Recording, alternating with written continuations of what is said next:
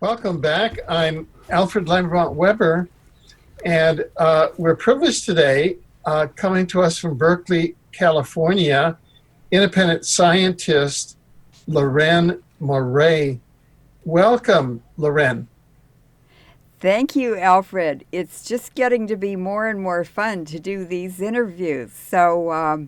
This one's going to be a kicker today. Let's get started.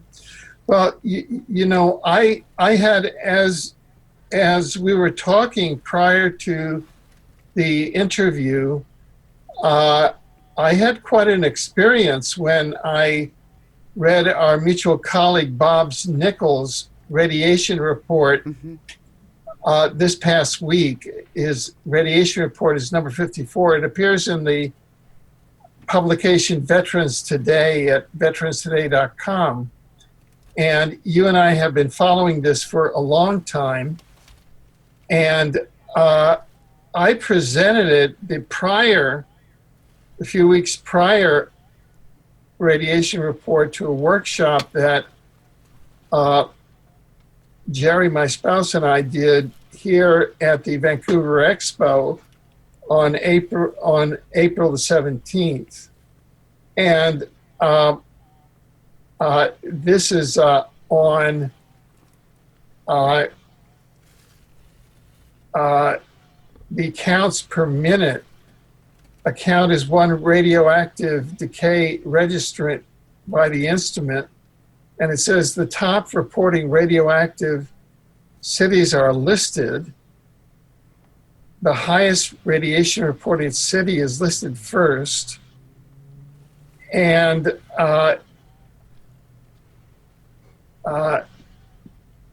so I will just read this out and ask for you've appeared in various venues, various tribunals, the Tokyo International Tribunal for War Crimes in Afghanistan as an expert witness on the effects of ionizing radiation from depleted uranium. And also you were an expert witness at the Kuala Lumpur conference, as I recall, and other venues. That was a war crimes tribunal, actually. It Oh, was a good, conference good, and a war crimes tribunal, yes. excellent. Now, uh, our viewers should understand that what Bob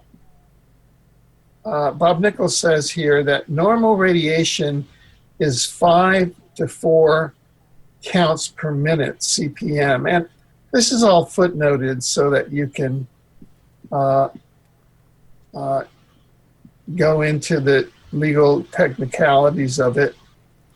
And it's, it's linked and footnoted and etc.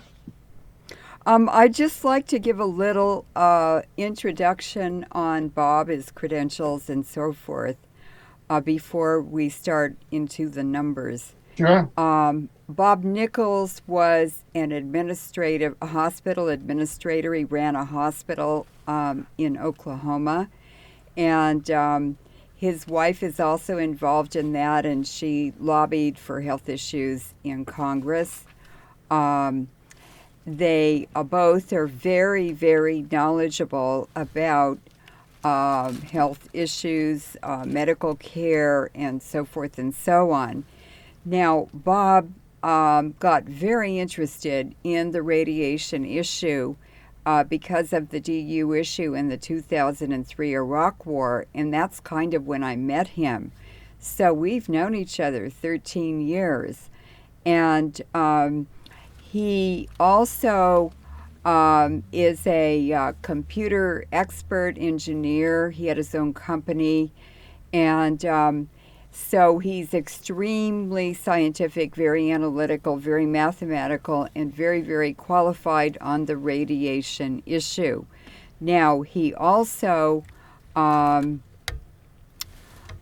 me see, what was I going to say? He also,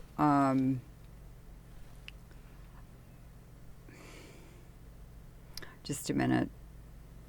we're being attacked with EMF. Sorry to hear that. So, Well, so anyway, I hope they're having fun. Anyway, Bob is very, very qualified. Oh, he is also a journalist and specializes in covering the Fukushima disaster, nuclear power plants, and twice he stopped nuclear power from coming to Oklahoma. The second time, he taught the citizens how to fight the legislature, and they overwhelmed the legislature and were able to stop nuclear power coming to Oklahoma a second time. He has received international prizes for his coverage of radiation issues in the media. And I was delighted to be on the stage the night that he was awarded an award for that in Santa Rosa, California. So he's a very, very good friend of mine. He's very, very detailed. He's very accurate. And he knows where to find this information in the piles and piles of numbers and data on the EPA site. It takes him 40 hours or almost an entire working week to make one of these reports. And I would say he's one of the most important reporters on the radiation from Fukushima issue in the United States. He's certainly one of the only ones doing good reporting and using government data. So let's go on and get into the rad levels in cities that he's presenting to the public. sure. Now, so that he reads, he says the normal radiation is 5 to 20 CPM. And he says all reporting cities are above normal. And then he says these are a portion of the American cities that exceeded 1,000 CPM this week. So 20 into CPM is 50. And 20. So this is 50 and above. And before we go into the specifics, for example, here we're going to go to Colorado Springs, Colorado, and the count is 1,454 counts per minute. That's 290.8 times normal of beta Yes. and gamma radiation. Yes. So could you give us kind of an overview of why this is at such extraordinary high levels, and is this at a level that is like a gas chamber? Are we being exterminated? We are being exterminated, and this is also global. The Iraq wars, the Afghanistan wars, all these wars, Mogadishu even, and all these wars, Yemen, they're using neutron bombs in Yemen now. These wars are global. They are carried in the wind and in the annual dust storms around the world, and within 2 or 3 weeks, the depleted uranium or the neutron products from the neutron bombs or mini nukes, the battlefield nukes, which produce fission products, are in our drinking water, attaching to dust in our houses and going into our bodies through our lungs, through our blood, and through our food, the water we drink, and through our skin. Now, 60 counts per minute is equal to 1 becquerel, which is 1 count per second. So, at 5 becquerels, or 300 counts per minute, that is mandatory evacuation level under U.S. government standards and laws. So, divide 300 into any of these numbers, and that is going to be how many times higher the rad levels are in American cities than the 5 becquerel mandatory evacuation levels. And these cities are far above that number. Now, what the nuclear industry does and what the EPA does and what NIH does and the American Surgeon General does, they cover it all up. They deny it. They disabled the monitors, the radiation monitors. Right after Fukushima, the EPA announced that over half of their, or 2/3 of their monitors weren't working, or that they turned them off or they were broken or something. Well, look at these numbers, and these are conservative numbers. A fission event, like a nuclear bomb, like a nuclear power plant disaster, such as Fukushima, it's just another phase of nuclear war. And we have no protection. We have no notification. It's completely illegal, and it's completely global, and it's completely intentional. There is no doubt that this is planned. It's being carried out with a very specific genocide agenda, and it's even targeting certain regions, certain areas. They can move the air currents around, and they can create rain out of just out of the sky, the moisture in the air column, and we're seeing them do that. You can watch it on AccuWeather. It's very, very easy to distinguish, and they're deliberately nuking poor communities, communities of people of color, minorities. They're doing rich people too.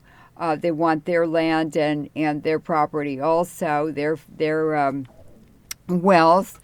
And it's just a way for the Wall Street bankers, the international financiers, the oligarchs. We have oligarchs in America just like every other country.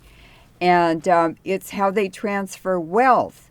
It's stealing the accumulated wealth from the fruits of labor. In other words, us, the middle class, the lower class, who do work, physical work, and produce goods that are the only real currency because they have value. And this is also how the International Monetary Fund and the world bankers will target a country like Greece, and they will stage a nuclear accident like they did in the Ukraine, and they will completely pollute Greece. And this is at the time the IMF was making the loan to Greece. And then over the next 10 or 20 years, the population goes down, the workers get sick, the productivity declines, and the interest can't be paid because the country doesn't have a completely healthy labor pool. And so the debt to the IMF increases, the interest compounds, and finally the country will never be able to pay that back. So they're locked into a permanent debt that slowly drains the country, causes a decline in physical health, in reproduction,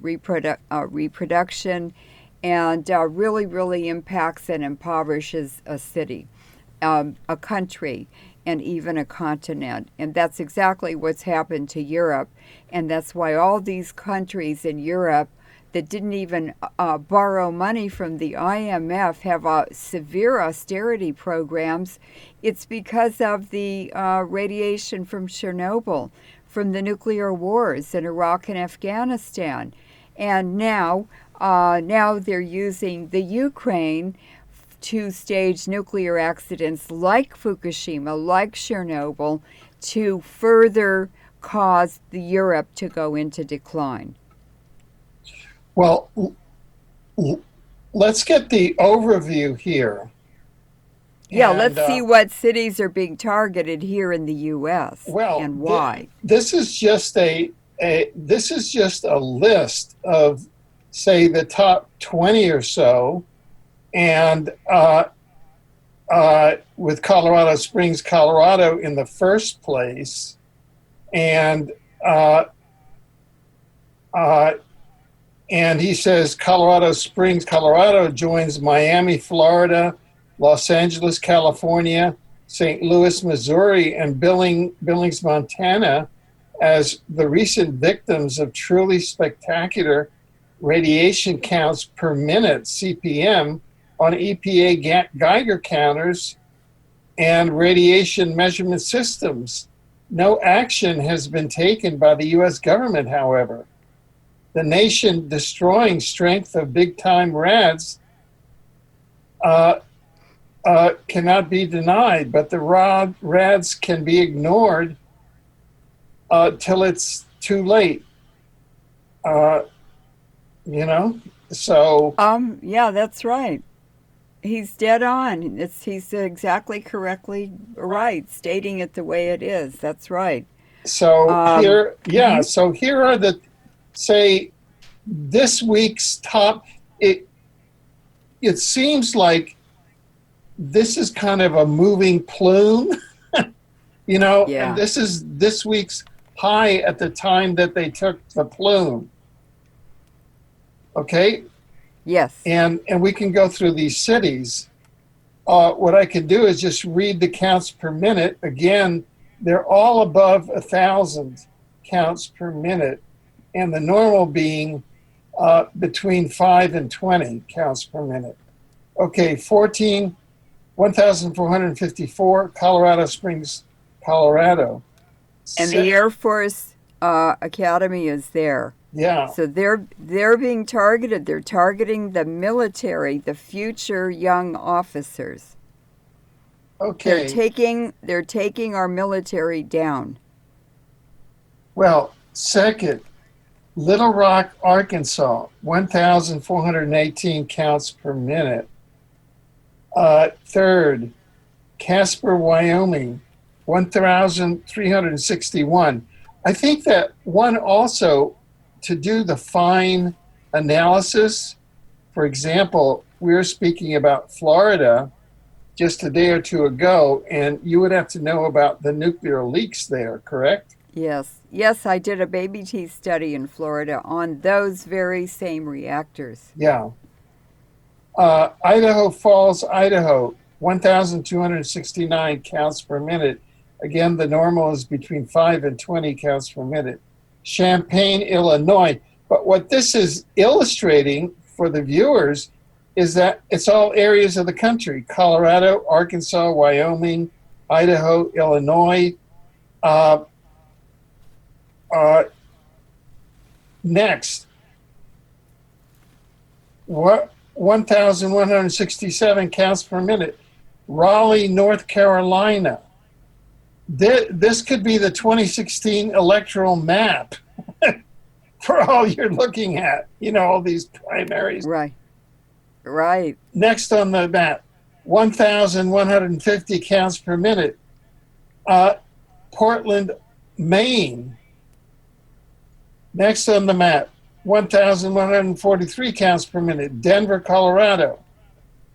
Next on the map, listen to this, 1,125 counts per minute. San Diego, California. Aren't there nuclear power plants down there? Yeah, there's San Onofre. There's also a lot of Fukushima radiation delivered down along our coastline from Alaska. And that's the big Pacific current in the Great Conveyor Belt that controls climate on this Earth. And then you have all the Fukushima radiation coming from west to east and washing up on our shorelines on the Pacific coastline. And these levels are very elevated now because 10 million garbage bags of nuclear waste that were collected at Fukushima. They cleaned up all of the grounds and they put all of the contaminated whatever they wanted to get rid of into these garbage bags. And then they took them down and stored them on the beach of the lagoon facing this part of the Pacific of the nuclear power plant property. And about, that was last spring. And then in about June, there was a huge harp storm that washed all of those bags into the ocean. And they are offshore from the Pacific coast now of the U.S. And they're probably, some of them are probably washing up already. But that's added to the tsunami debris field from Fukushima that stretches from the coast of China completely across the entire Pacific Ocean. And all of that is headed this way. And it keeps, the levels keep getting higher because the air emissions contaminated with Fukushima releases are 24 hours a day since it happened. And that's rained out over the Pacific debris field, making the levels continually increase higher and higher. So we have a nuclear war that's getting more nuclear every single day because they can't turn Fukushima off. And we are the target. We're right in the way, and there's nothing we can do about it. Because no government has done anything about it, and because it was all controlled, the entire emergency response to Fukushima was controlled from British Petroleum headquarters in England, owned by Queen Elizabeth personally. It's her personal wealth. And the instructions were sent to Obama. He received $500 million 2 years before he was elected president from Queen Elizabeth to make sure he got into office. That's illegal. And then he passed that information on to Dr. Stephen Chu, who received a Nobel Prize in solar energy. He was a Stanford professor. They just moved him to be director of the Lawrence Berkeley Lab. He got $500 million from Queen Elizabeth to do whatever he wanted to with the laboratory. And then when Obama became president, he appointed Stephen Chu immediately to be Secretary of Energy. And Stephen Chu immediately hired his Siamese twin, he calls him, Dr. Stephen Koonin, who was a Caltech professor and then a top scientist, civilian scientist for BP. So these two men sent all that information, all those directions, all the rules for responding to the Fukushima disaster directly to TEPCO. No one in the Japanese government was allowed to have this information. And TEPCO did exactly what BP told them to do, which was to screw up the whole response and make it much worse and much higher levels globally. So that's how these things happen. Right. So that was a deliberate false flag, but an ongoing false flag. Absolutely. That was to make sure that this goes on for years and decades. Right. So that's deliberate, in the words of the Tokyo International Tribunal for War Crimes in Afghanistan. Yes. Echoside and omnicide. It's omnicide. It's killing everything. Now, has there ever been a war crimes tribunal on Fukushima? No. We can't even get a lawsuit to order evacuation of the children who in the Fukushima prefecture zone who are being the most contaminated. The Japanese government won't even evacuate them. What has happened to many of the nuclear activists who have begun to monitor and report on the truth of of the radiation and the global impact of Fukushima? Well, it's been horrendous. Some of them are dead. Some of them have just lost their jobs, and their marriages have fallen apart, and all sorts of horrible things have happened to them.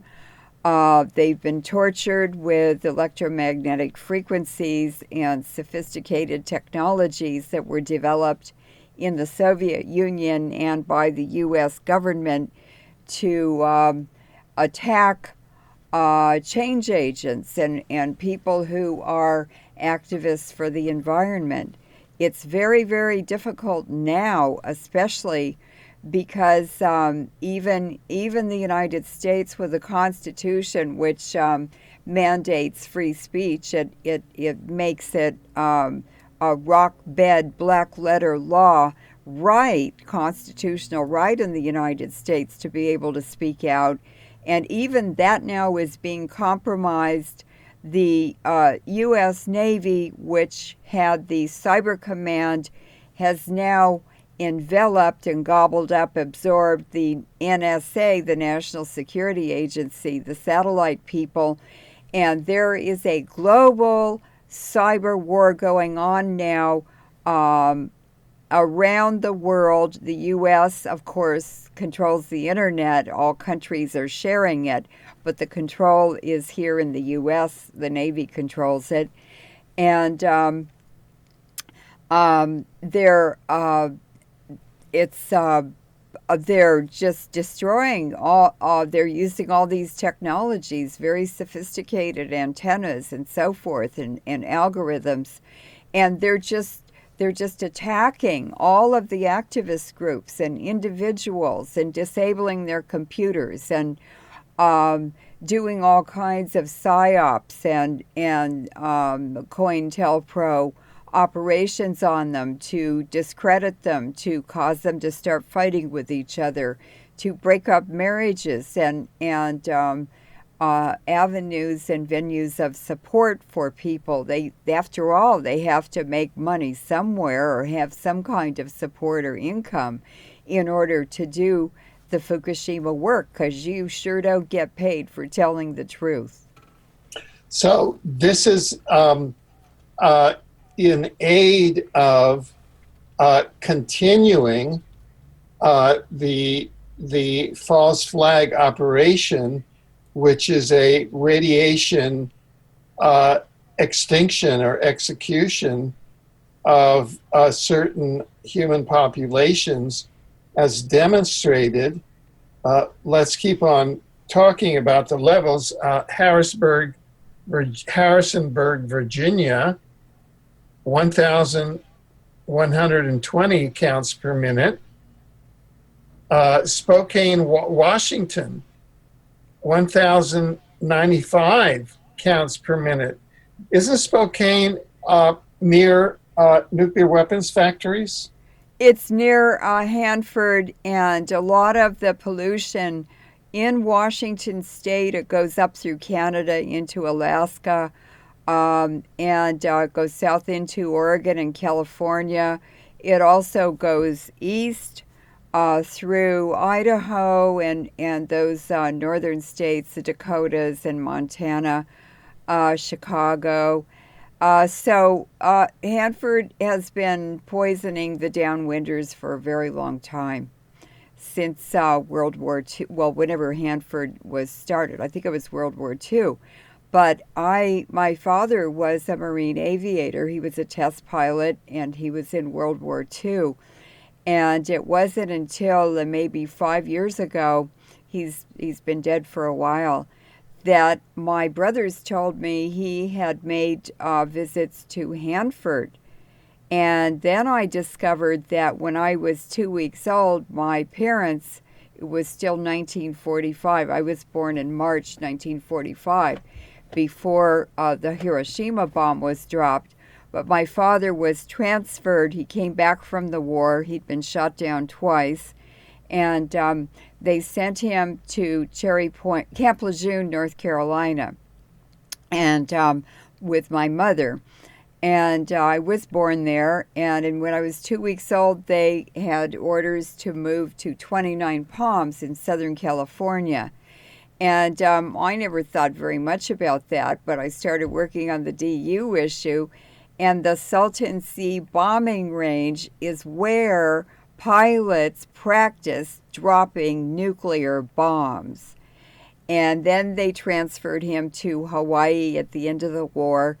And I realized when my brother said he'd been visiting Hanford when he was in the Marine Corps, then I knew he was one of those pilots who'd been trained to drop nuclear weapons. So that's interesting anyway. Yeah. Now, this is Bakersfield, California, 1,063 counts per minute. Remember that the normal is between 5 and 20 counts per minute. That's what the human body is. Those are the design criterion that the human body is designed around. So these are extermination level, and coming directly from the false flag operation of Fukushima, which is carried around the Stuxnet virus, which the CIA and Israel shared, didn't it? Yes. The Stuxnet virus was created by the CIA and the Siemens Corporation that makes the controllers on nuclear power plants, for nuclear power plants. And they went to the Idaho Nuclear Engineering Lab, and they wrote the Stuxnet virus in, I believe it was maybe 2002 or 2003. No, I think it was like 2005. And I read that in the mainstream media. I was able to tease out enough information in a published newspaper article to understand what they were doing. They didn't write Stuxnet in it, but with Siemens there from Germany, then I knew what they were doing, and they handed it off to Israel, who to deliver it to Japan, to the Fukushima power plant. And the Israelis made minor changes to it. They're pretty sloppy, so that's always a fingerprint, meaning they were messing around with it. And in September of 2010, a security company from Dimona, the nuclear weapons laboratory in Israel, went to Fukushima, and they installed a new security system, and at the same time they injected or introduced the Stuxnet virus. All it took was one little memory stick. They stuck it in a computer, and that caused Fukushima. And why have there been no prosecutions? Because very powerful interests don't want prosecutions, and they control the courts. Let's start naming names. Well, it's at a medium level, it's the Rothschilds, the Rockefellers, but those are the public face on much more powerful interests, and those much more powerful interests are ancient Iranian bloodlines that have ruled the world for 5,000 years. And one of the most notorious, most famous, most well-known, and even idolized person is none other than Fidel Castro. He's Iranian. He's pure-blooded Iranian, and he's one of these ancient Iranian bloodline families. He's descended from Pope Paul III, who was Alessandro Farnese. And the name Alessandro is the Italian spelling. Alejandro is Fidel Castro's middle name. That's the Spanish spelling. And they name their bloodline. The men get a middle name or first name of Alexander, which refers to one of the generals who protected the Caesars, or the heads of the Roman Empire, and in this case it was Alexander the Great, who gave one of Castro's direct ancestors, his name was Ptolemy, and he became, Alexander the Great made him governor of the governorate of Egypt during the ancient Egyptian Empire. And when Alexander the Great gave his sister to Ptolemy in marriage, he became part of that bloodline as well. And it's called the last Hellenic dynasty and it was the last dynasty in Egypt. It happened to be descendants of Alexander the Great, who were the rulers, and all of the women, they married their sisters, and the women were always named Cleopatra. And that was the last dynasty in ancient Egypt. And then you go back further than that, and they created, Castro's family created the Etruscan Empire in Italy, and before that they had been the kings of the First World Empire in Parthia, modern-day Iran. And so this is how long these families were able to maintain control and power and rule. And they do it through very strict breeding programs so that they don't get inbred.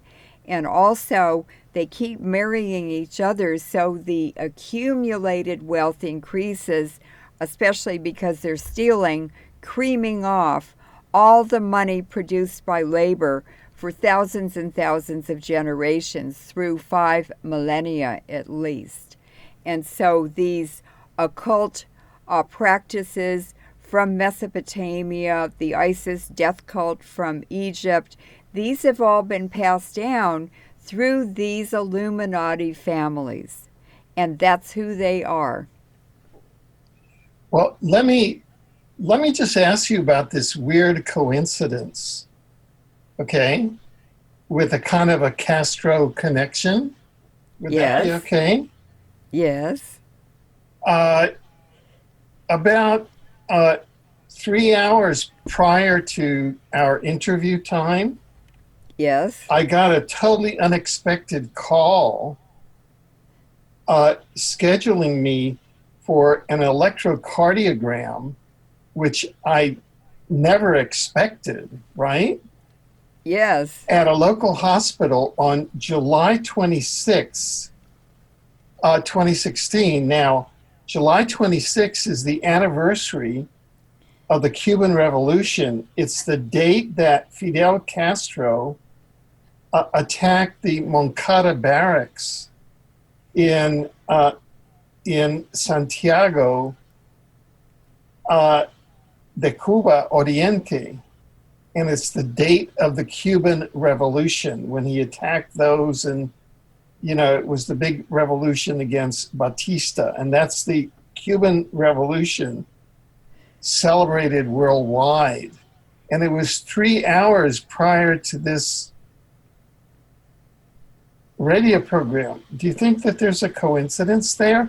And not only that, but when I was in the Environmental Protection Administration in New York and general counsel there in 1972, that's when I was given atrial fibrillation by remote directed energy weapons while in my office and had to go to the hospital, where there was an attempted assassination on me at the hospital.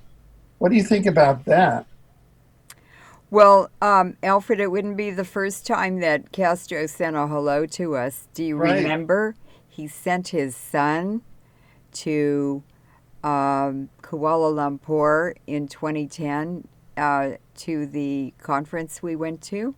I Yeah. saw Castro's son was out in the hallway outside the conference room, Right. and he was in a huddle with about 5 other men, and he was staring at me when I came out of the conference room. Someone there knew him and said, "Hey, he's out there. Go take a look, but be don't be direct." And he was standing there staring at me when I walked out. And of course, I was the expert witness on depleted uranium, so they do know who I am. And as soon as he saw me and got a good look, they just turned around and vanished. I never saw them again at the conference. It lasted a week.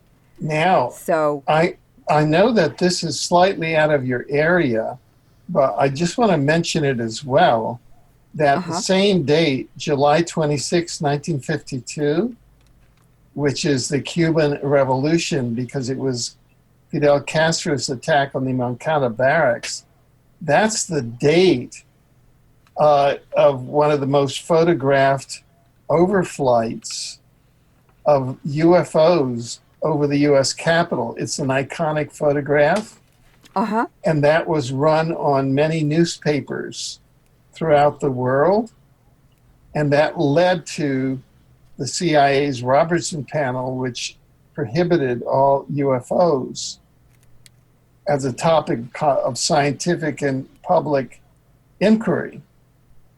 And it is thought by many analysts that those were not real extraterrestrials, but rather they could have been craft from the Nazi UFO base in Antarctica or some secret government base that was trying to intimidate the US government into submission, which is why the US government has become Nazi. They were taken over by the Nazis, but that was a false flag operation.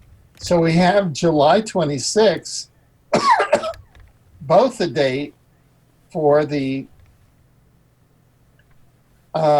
Cuban Revolution and for the Nazi UFO fleet overflying Washington, D.C. and taking over the U.S. government. Isn't that interesting? oh, well, there's lots of evidence to indicate the Navy has an off-planet fleet of pilots. They have different patches on their uniforms that indicate extraterrestrial pilots or flights with exotic spacecraft. The Lawrence Livermore Nuclear Weapons Lab, where I worked, I'm a federal whistleblower there. The south boundary of the section or sections of land that the laboratory and also Sandia Laboratory are both located there. And that road is named Tesla Avenue. Oh. So, and not only that, there's an English young man named Gary, was it Garrison? Anyway, he's the U.S. has been trying to extradite him for hacking into the U.S. Navy computers I think in Washington, D.C., and he was looking for a list of the pilots of off-planet spacecraft, and he found it. He found it on the U.S. Navy site. yeah. And so the U.S. government has been trying to extradite him Gary for McKinnon. years. Gary what? Gary McKinnon. Gary McKinnon, right. So there, and then there's Area 51 in Nevada at the Nevada test site. That's really off limits, and in fact, that's where some of the patches were observed and photographed on uniforms of pilots, and they're patches that no one's ever seen on any military uniforms. Exactly. And so, but what I find interesting is that all of this is beginning to line up with the ancient Iranian bloodlines and with the Castro family. Yes, that's right. July 26th is not only Yes. the Cuban Revolution, but it's lining up with the Nazi Antarctica base. And where did Obama go after he visited Cuba? And where did the Russian patriarch go after he visited Cuba? Yes. They both went to Antarctica. Antarctica, correct. That's right. That's right. And That's and absolutely 3 right. hours before you and I begin to expose all this, Yeah. I get this veiled warning about an electrocardiogram, which is when I was last in government during the John Lindsay administration, which is probably the last honest Republican in the U.S., was when they hit me with a remote heart attack weapon and put me in the hospital. That's right. And I've there were all sorts I've of heard meanies in the lots. hospital, and luckily, my wife showed up. My then wife showed up just in time to rescue me from these like assassination squads in the hospital. They've actually killed a lot of people with those technologies. A heart attack. They in the early 1990s, I believe 1993, there was a classified meeting at Johns Hopkins University in Maryland, Baltimore, Maryland. And I read about it in the Wall Street Journal. And there were like 500 scientists there demonstrating these technologies of political control to be used on the American public that had been tested in foreign wars and so forth by our military before they used them on domestically. And oh,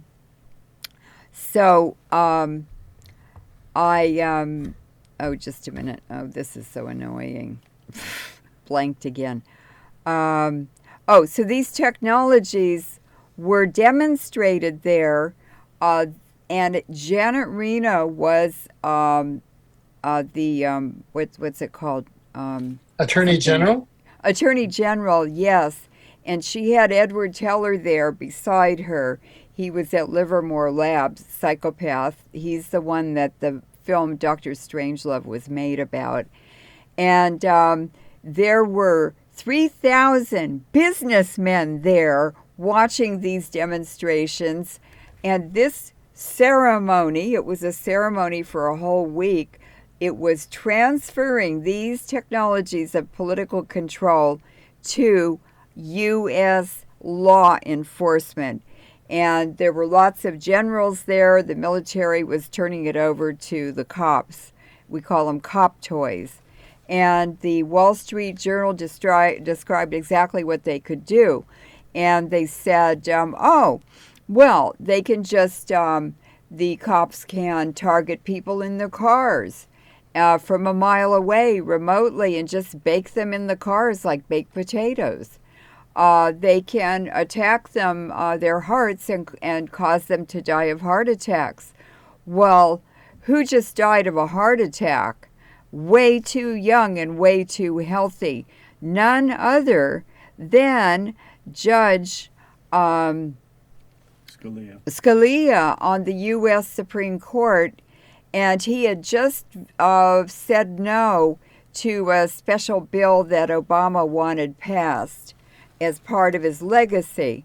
And so Scalia was the cause of that not passing. A week or two later, he was dead, and he died of a heart attack. Yeah, let me jump in there, Leuren, because there is competing conspiracy theory research in that area. And the competing research, which I have not made a final judgment, but it's quite in depth, is that Scalia was the member of a Catholic-based secret society. Opus Dei. No. Oh. An Opus Dei type of thing. And that they were meeting at this ranch, and that pedophilia was involved, and that the reason that he died is that the 15-year-old boy he was with slit his throat. Well, he was the most conservative judge on the Supreme Court. A lot of people don't like conservatives, but he was the most supportive and the best guardian on the Supreme Court of our constitutional rights. Okay. He always upheld the Constitution. I don't believe that story. Okay, fine. I just wanted to point that out for our audience because there are competing threads in the conspiracy research world as to the story behind his demise.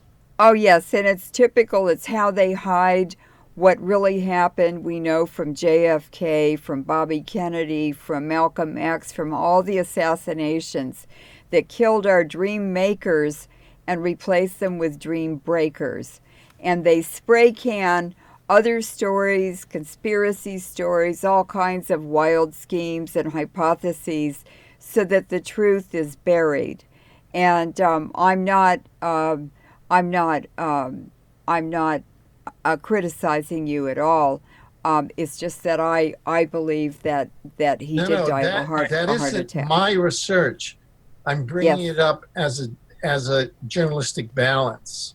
Yes, that's good. That's good. People should hear all of it. They should make up their own minds. Okay, let me go forward. Navajo Lake, New Mexico, 1,054 counts per minute. Memphis, Tennessee, 1,053 counts per minute. Kansas City, Kansas, 1,041 counts per minute. Remember that the norm is 5 to 20 counts per minute. Augusta, Georgia, 1,037 counts per minute. Pierre, South Dakota, 1,029 counts per minute. Louisville, Kentucky, 1,028 counts per minute. Grand Junction, 1,008 counts per minute. Now, those are all the top 20 this week of those cities that are above the top 20, above 1,000, even though there are more than 20 that are above 1,000, okay? So, and they're 3 to 5 times greater than the mandatory evacuation level. Right. So, as a nuclear scientist and a person who has devoted your life a whistleblower in the public interest, and has followed this for a number of decades, what is your evaluation of the present state of affairs? It's really a terrible tragedy rolling out. It's a tragedy for the American people, and they're increasing the dose over time. They know what the doses are that are released, and they are observing the results. Cheney did this in Iraq and in other wars. He would get the dose, he'd wait a while, he'd send someone to take soil samples and blood samples to determine how much radiation the Iraqis had been exposed to, and then he'd call for another hit on them. And so what they're doing is slowly increasing the dose, and they're increasing the number of doses. And so clearly it's a genocide agenda with a poison that's invisible. We can't taste it, we can't see it, we can't clean it up, we don't know where it is. And it's in everything we eat, everything we drink, everything we breathe, and it's affecting everyone. And the youngest and the oldest of the population are the most susceptible to it. So it's lowering the fertility rates, it's lowering the viable number of babies that are born. In other words, it's increasing the death rates, infant mortality, and then it's affecting the elderly and shaving off that end of the population. And that's how they're shrinking the population, from the oldest side and the youngest side. And they're leaving the ones in the middle, the productive ones, to produce goods to support the economies. And it's it's nothing personal, Alfred. It's just an industry, another industry like making shoes. Now, but let me go more deeply into the science of it and its ecological effect. Uh-huh. Do you see these as global numbers? Oh, in some areas they're even more severe. Um, if you really looked at the European population and looked at the decline in the workforce since the 2002 wars started in Iraq and Afghanistan, you can see a huge decline in productivity and a huge exponential increase in debt owed to the IMF for countries that borrowed money from them.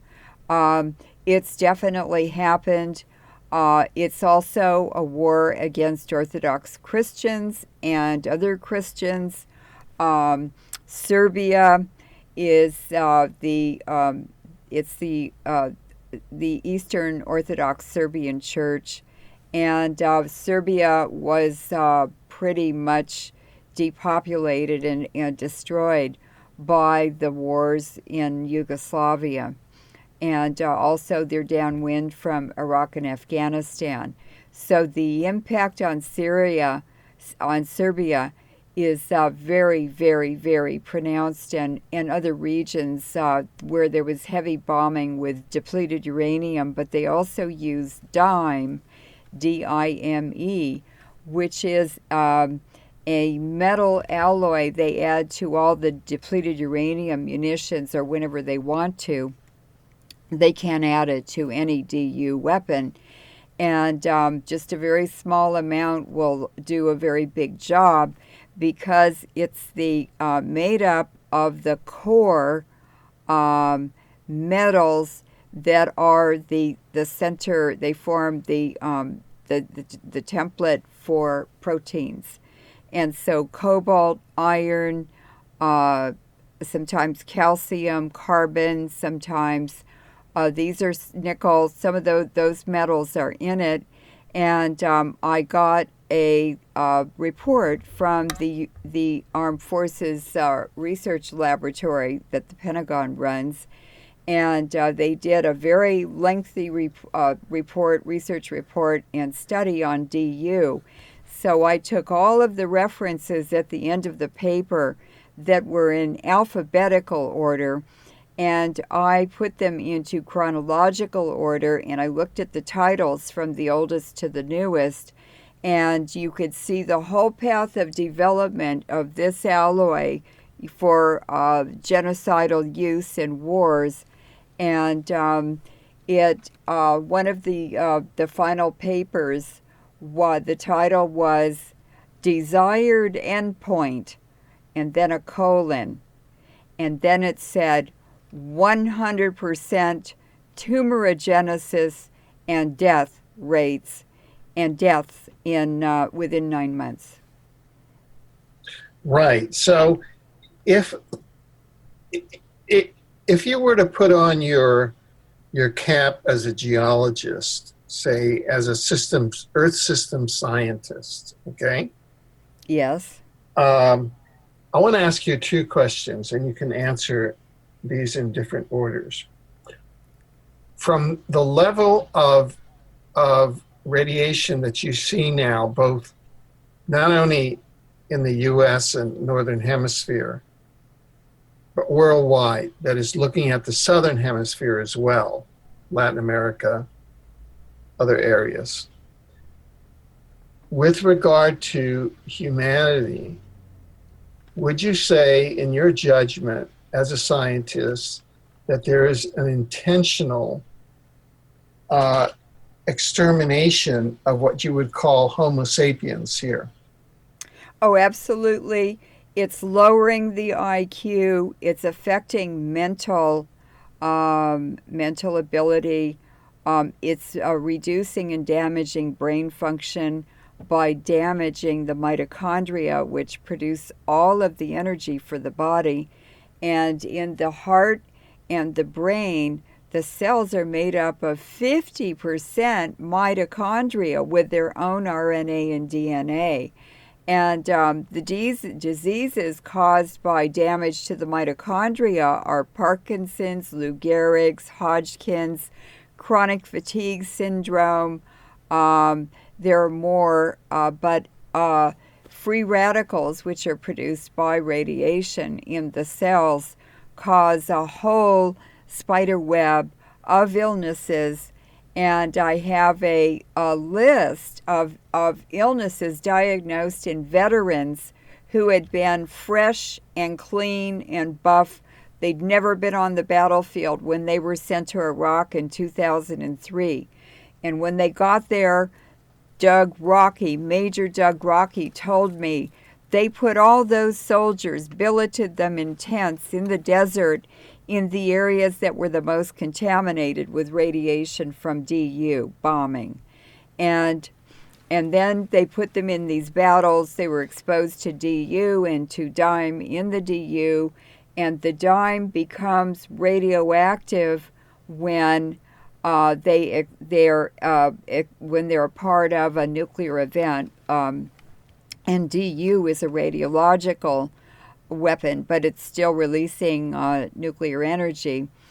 And it's called neutron activation. It makes those core metals that the proteins are built on radioactive for about 2 weeks. So they use them in Lebanon, all along the border with Israel. And then Israel moved all their settlers up there along that border, knowing it was radioactive, highly radioactive, because they were through with them. They wanted to get rid of them. And they've been parking those settlers all over Israel on top of nuclear waste dumps and not telling them that. So all these cynical governments and cynical politicians are all criminals. They're just completely... my God, the Manhattan Project scientist, Marion Falk, who made the hydrogen bomb work for the U.S. government, one day he was sitting there. He taught me this stuff for 10 years in his living room. And he said, I just want you to remember and understand all governments are terrorist organizations. So I want people today who are listening to understand that all governments are terrorist organizations. You should never trust a government. You should trust yourself. And when you begin to do that, your life completely changes. And when I started working on the radiation issue, that's exactly what happened to me. I learned to trust myself because I couldn't trust anything any government in the world was saying about radiation.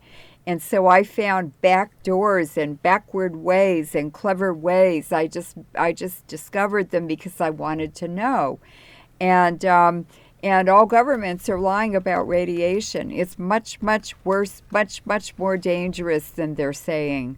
And the real researchers know that. We've been trying to speak out to people, but even our own governments attack us.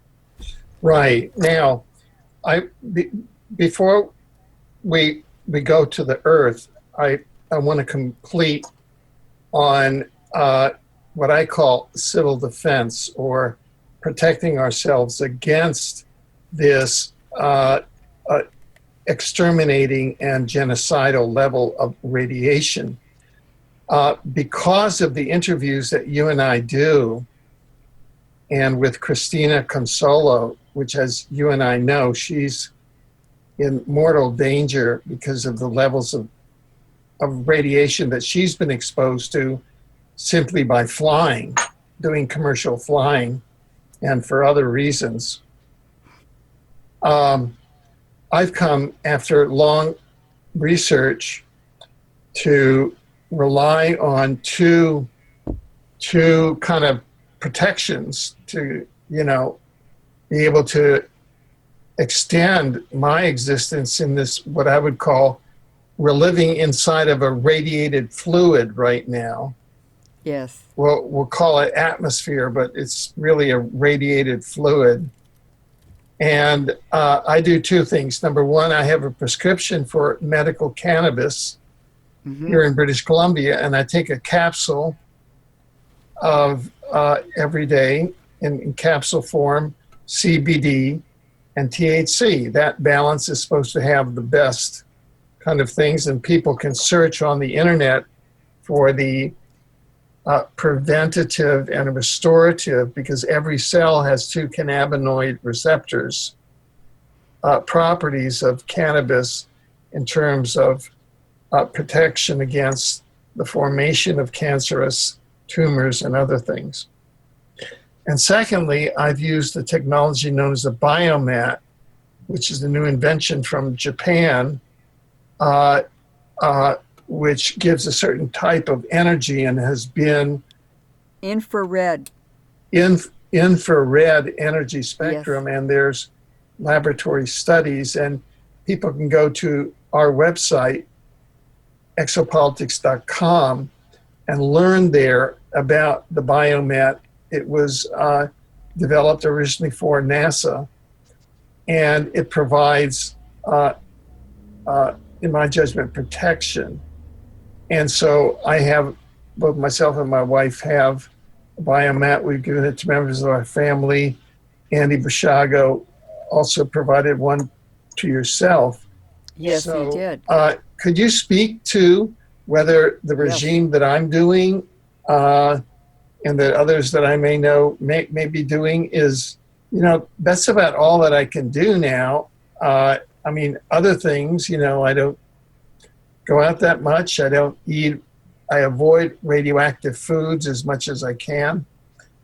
Avoid the rain as much as I can. Avoid sources of radiation as much as I can. But could you speak to that medical cannabis or cannabis itself and the biomat, which is available at exopolitics.com, as two things that people can use as life extenders?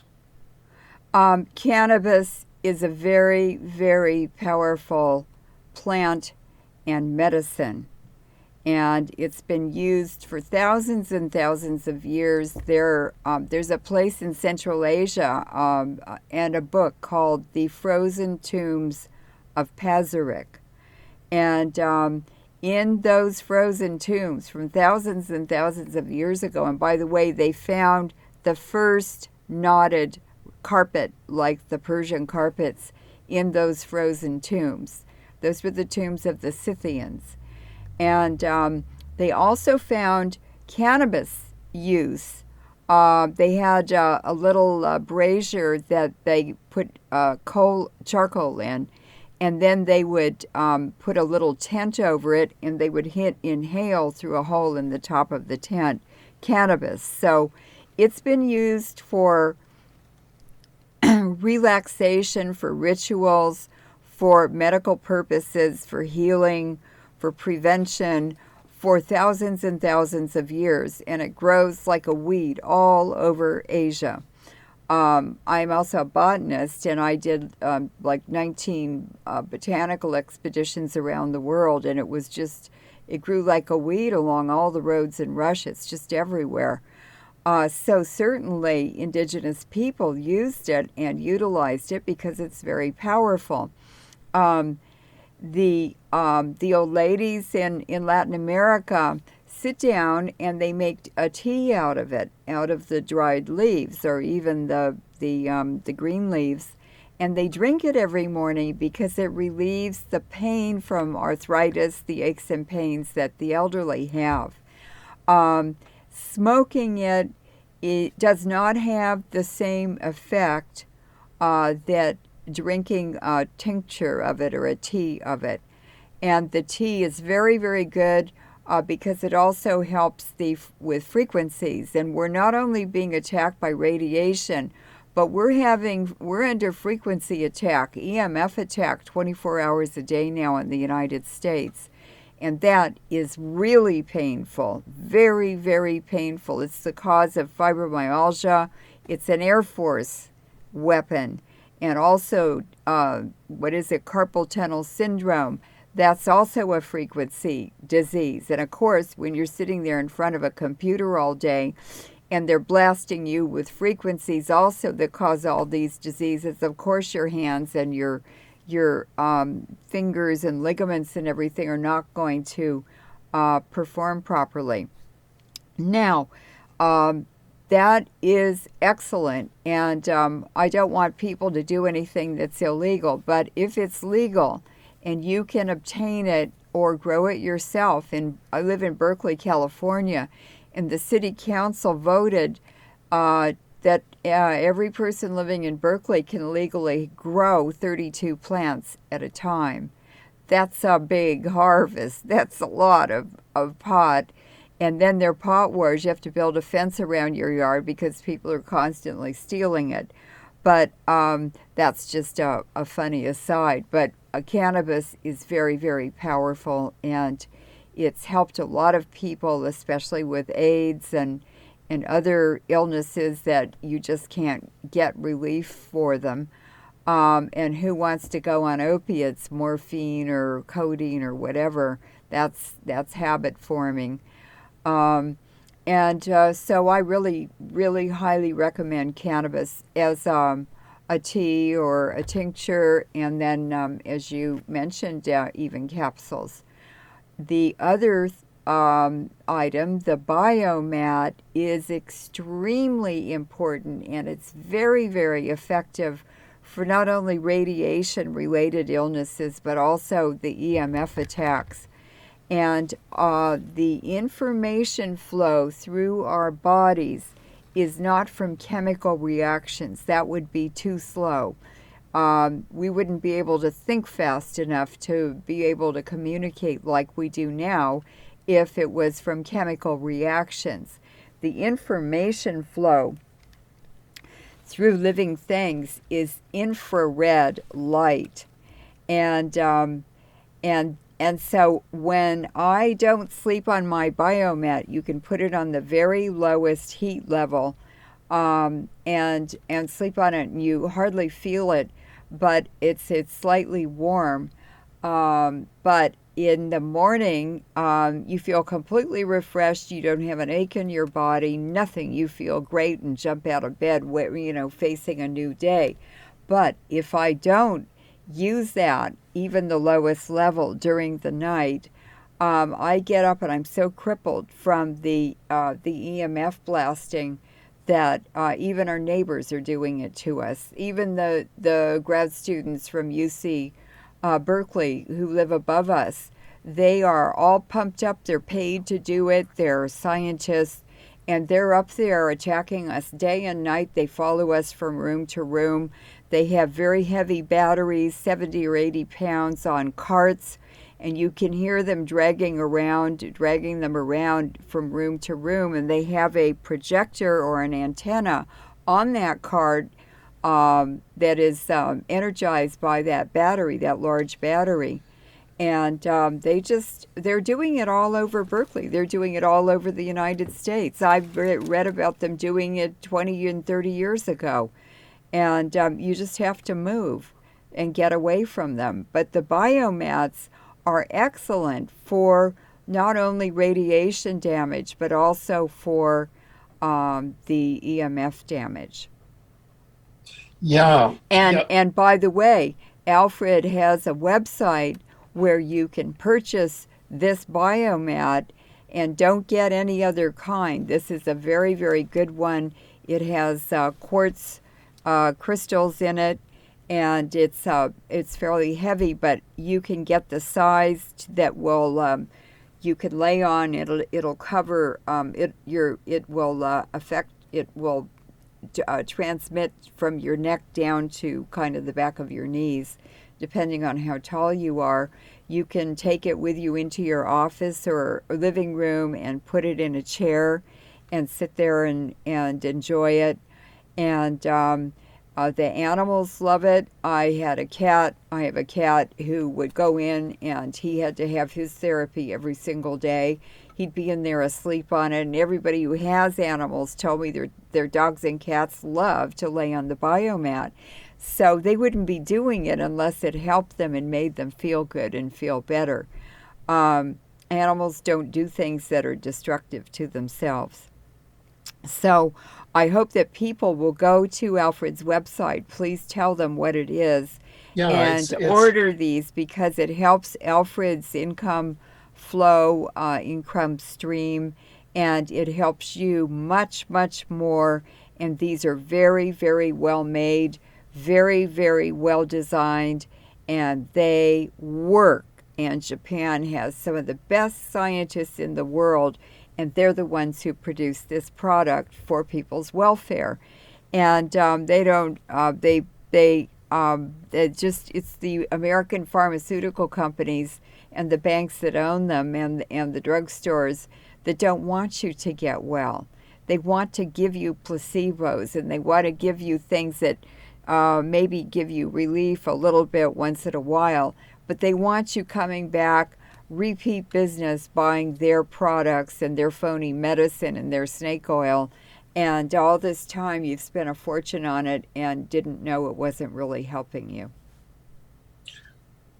Yeah. Thank you, Leuren.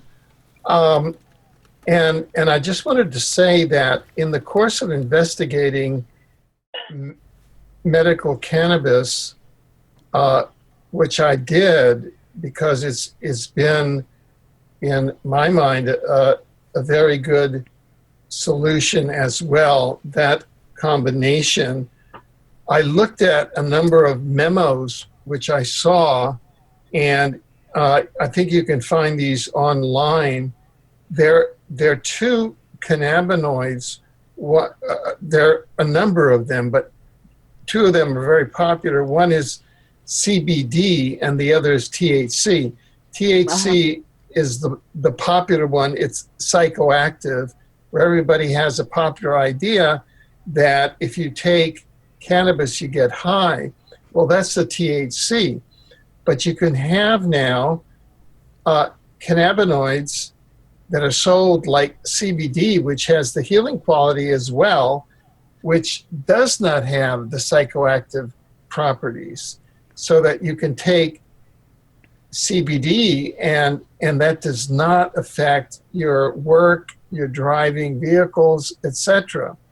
And I've seen memoranda which hold that CBD is now legal in the United States in all 50 states, so that you can acquire CBD in capsule format or other formats, so that you can begin to protect yourself against this radiation, which is part of an intentional extermination program. It is an intentional extermination program.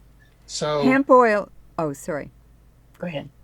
Yeah, I was just going to say that I view this as public civil defense, which we're doing in the complete default of the public authorities in North America and at the global level and at all levels.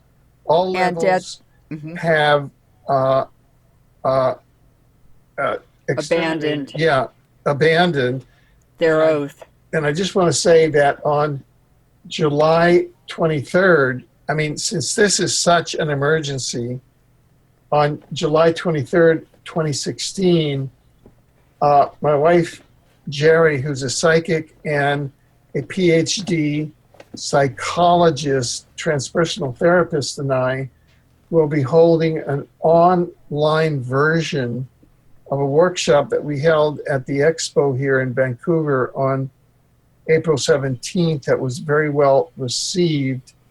And goes to my second question to you, Leuren. Uh-huh. As a geologist and an earth scientist, if you're looking at the levels of intentional radiation that have been directed at the planet, even starting with the nuclear testing program, with the DU program, and now with Fukushima, would you say that this is intentional from a biosphere point of view? Echoside and Omnicide, are they trying to kill off the biosphere? Yes, they are. Yes, they are. There are big animal extinctions. For instance, there's I believe it's called a taiga antelope in Central Asia, and thousands and thousands and thousands of them died within 2 days of each other. That was some kind of a poisoning that happened to all of them, and it had to be airborne. I suspect it was Fukushima radiation that was manipulated with HARP to expose that particular herd. And they're doing this covertly like that, but they're also doing it overtly. For instance, in Australia, in New Zealand, where American retired Army colonels are living down there, and in Tasmania, and they are deliberately going out into the outback, the wildlands, and they're spraying all the water, sources of water, and poisoning the wild animals and killing them.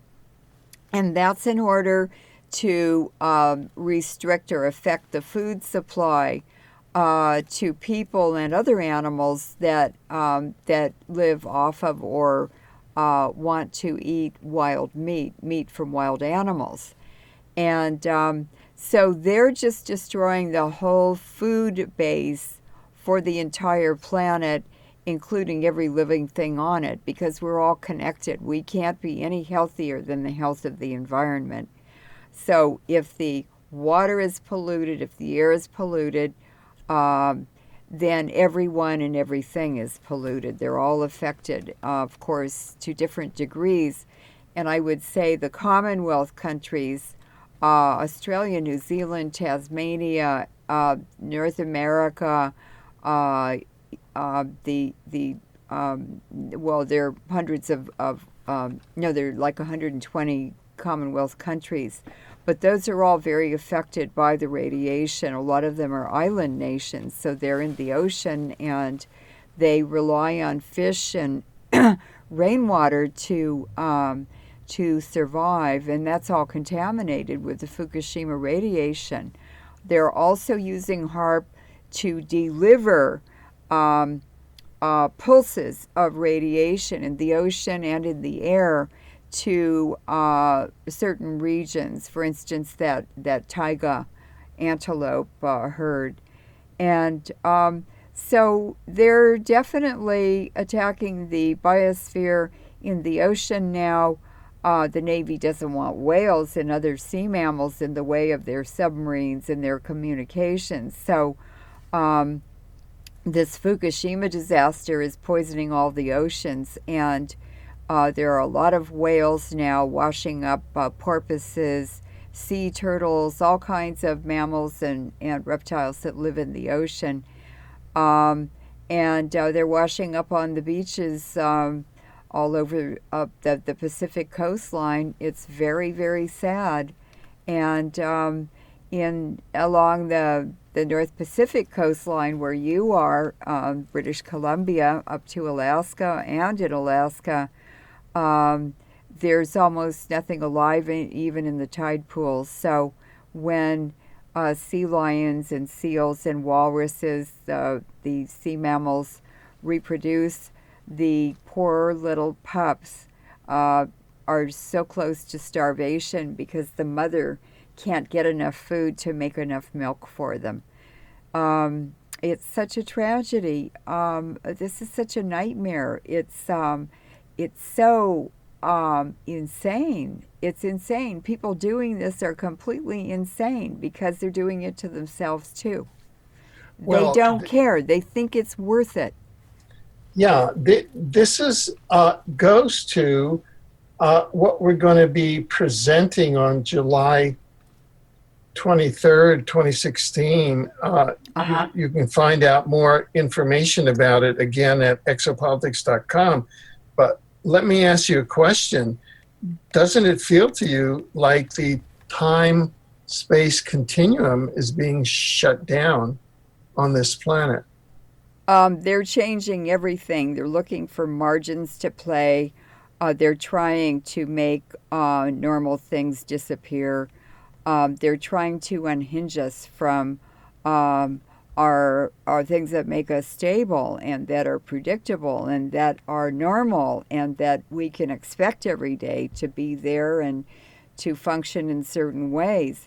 They're destroying all of that. They're tearing families apart. They're tearing social units and social norms and social practices to pieces. And they're replacing it, of course, always with junk. It's junk science. It's junk culture. It's junk visual things. It's junk music. It's everything. It's junk food. And they've done this repeatedly, but not to this extreme. Extent. This is global. Yeah. Well, I'm a scientist, and so I can talk about what I know through science.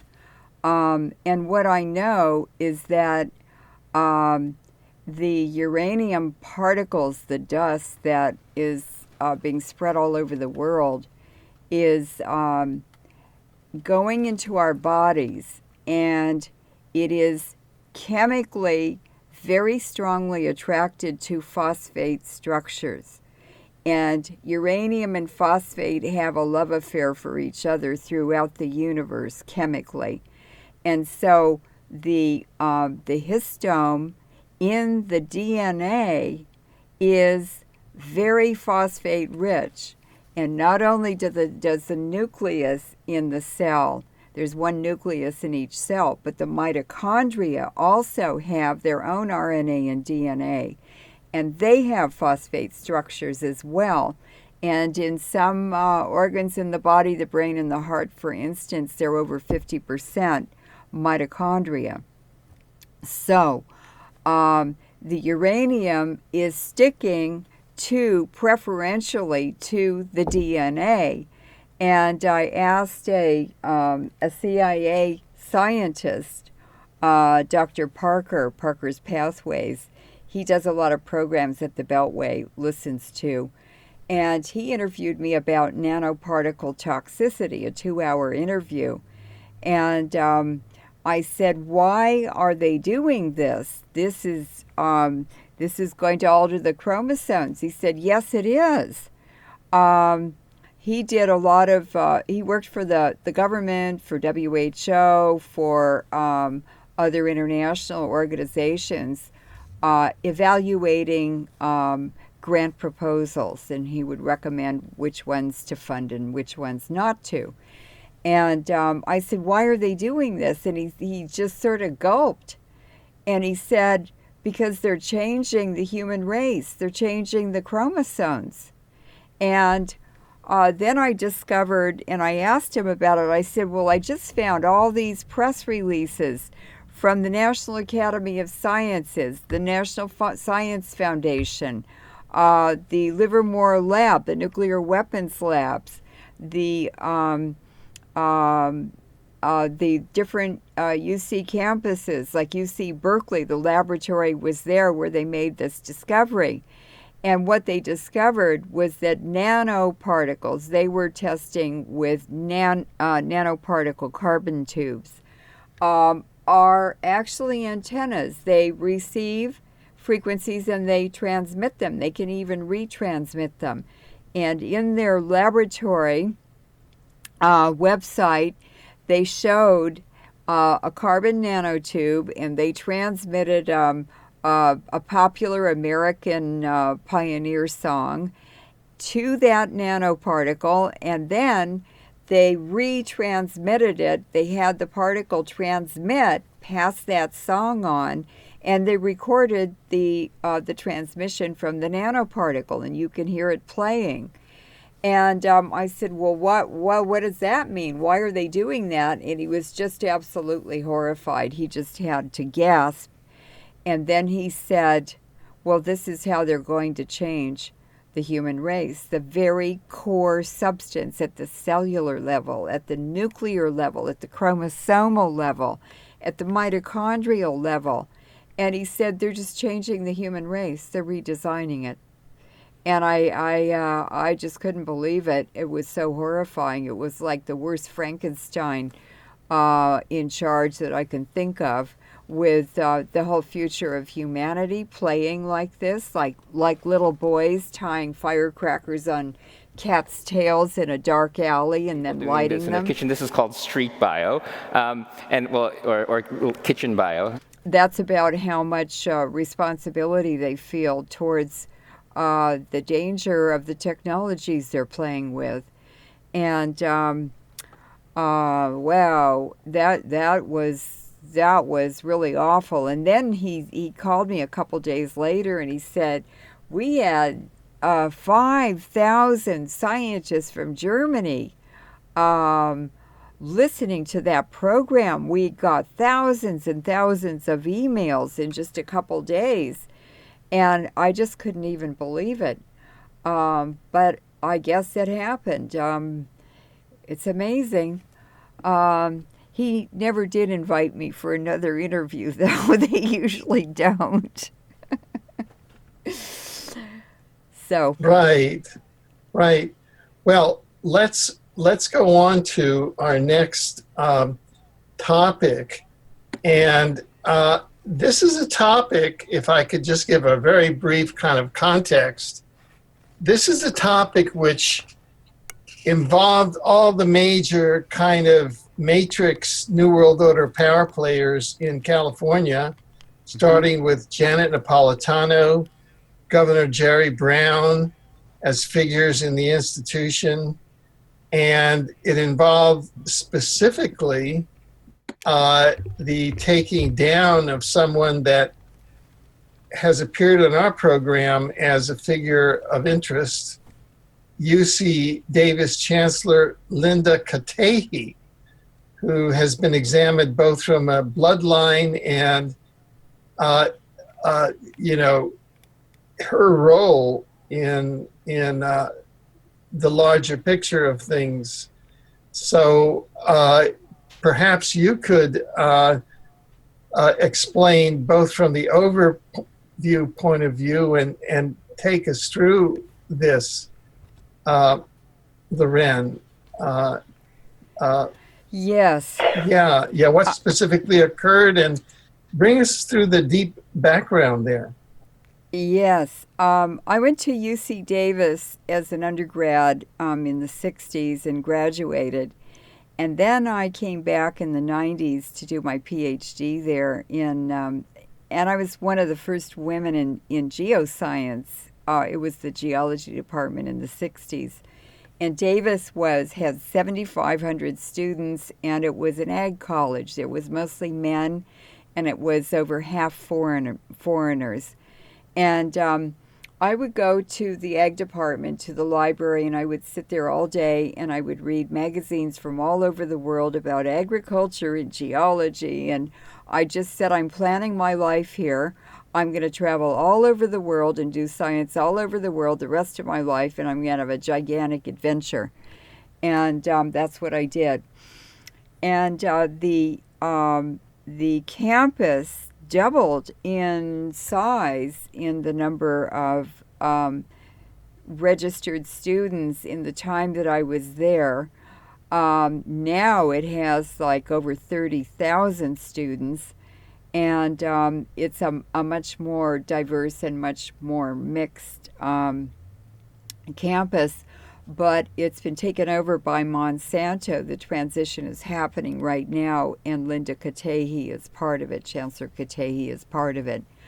But in doing an outline for this interview and in doing research and an investigation of what's really going on there and what's it tied to and how does it fit into the global geopolitical picture, I really blew my own mind. I had no idea of all the connections and the implications and the consequences and the people behind it. It was been really interesting. But Linda Katehi was hired in about 2009, I believe, from the University of Illinois. And she came to UC Davis. This is between Sacramento and San Francisco, out in the agricultural valley. It was an ag school, but now it's still just a campus town. But they have much more diverse interests and a global reach for sure. And so Linda Katehi was hired and came to the UC Davis campus. And this is when the militarization of California was beginning. And one of the first things that happened in 2011 was urban shield. It may have been happening before that, but urban shield is a domestic military program with international involvement of armies and military personnel from other countries.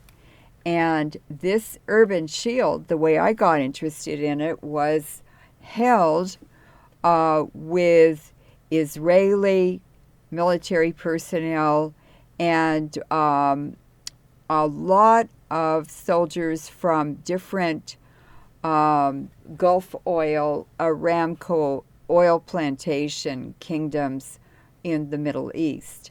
And so I believe the UAE, United Arab Emirates, and Kuwait, and Saudi Arabia, I'm not really sure which ones, I don't remember, but they were almost all from those oil plantations that Aramco set up with these phony kings and to suppress the people. And so they used live ammunition, they did real military exercises, and they did it. Where do you think they did it in the Bay Area? They did it on the UC Berkeley campus. What were they doing that for? And furthermore, why is a university running the two top nuclear weapons labs in the United States, the Livermore Lab and the Los Alamos Nuclear Weapons Lab in New Mexico? Why? And I did get some answers that are very interesting. So the urban shield was introduced, and 2 weeks later, Occupy occurred.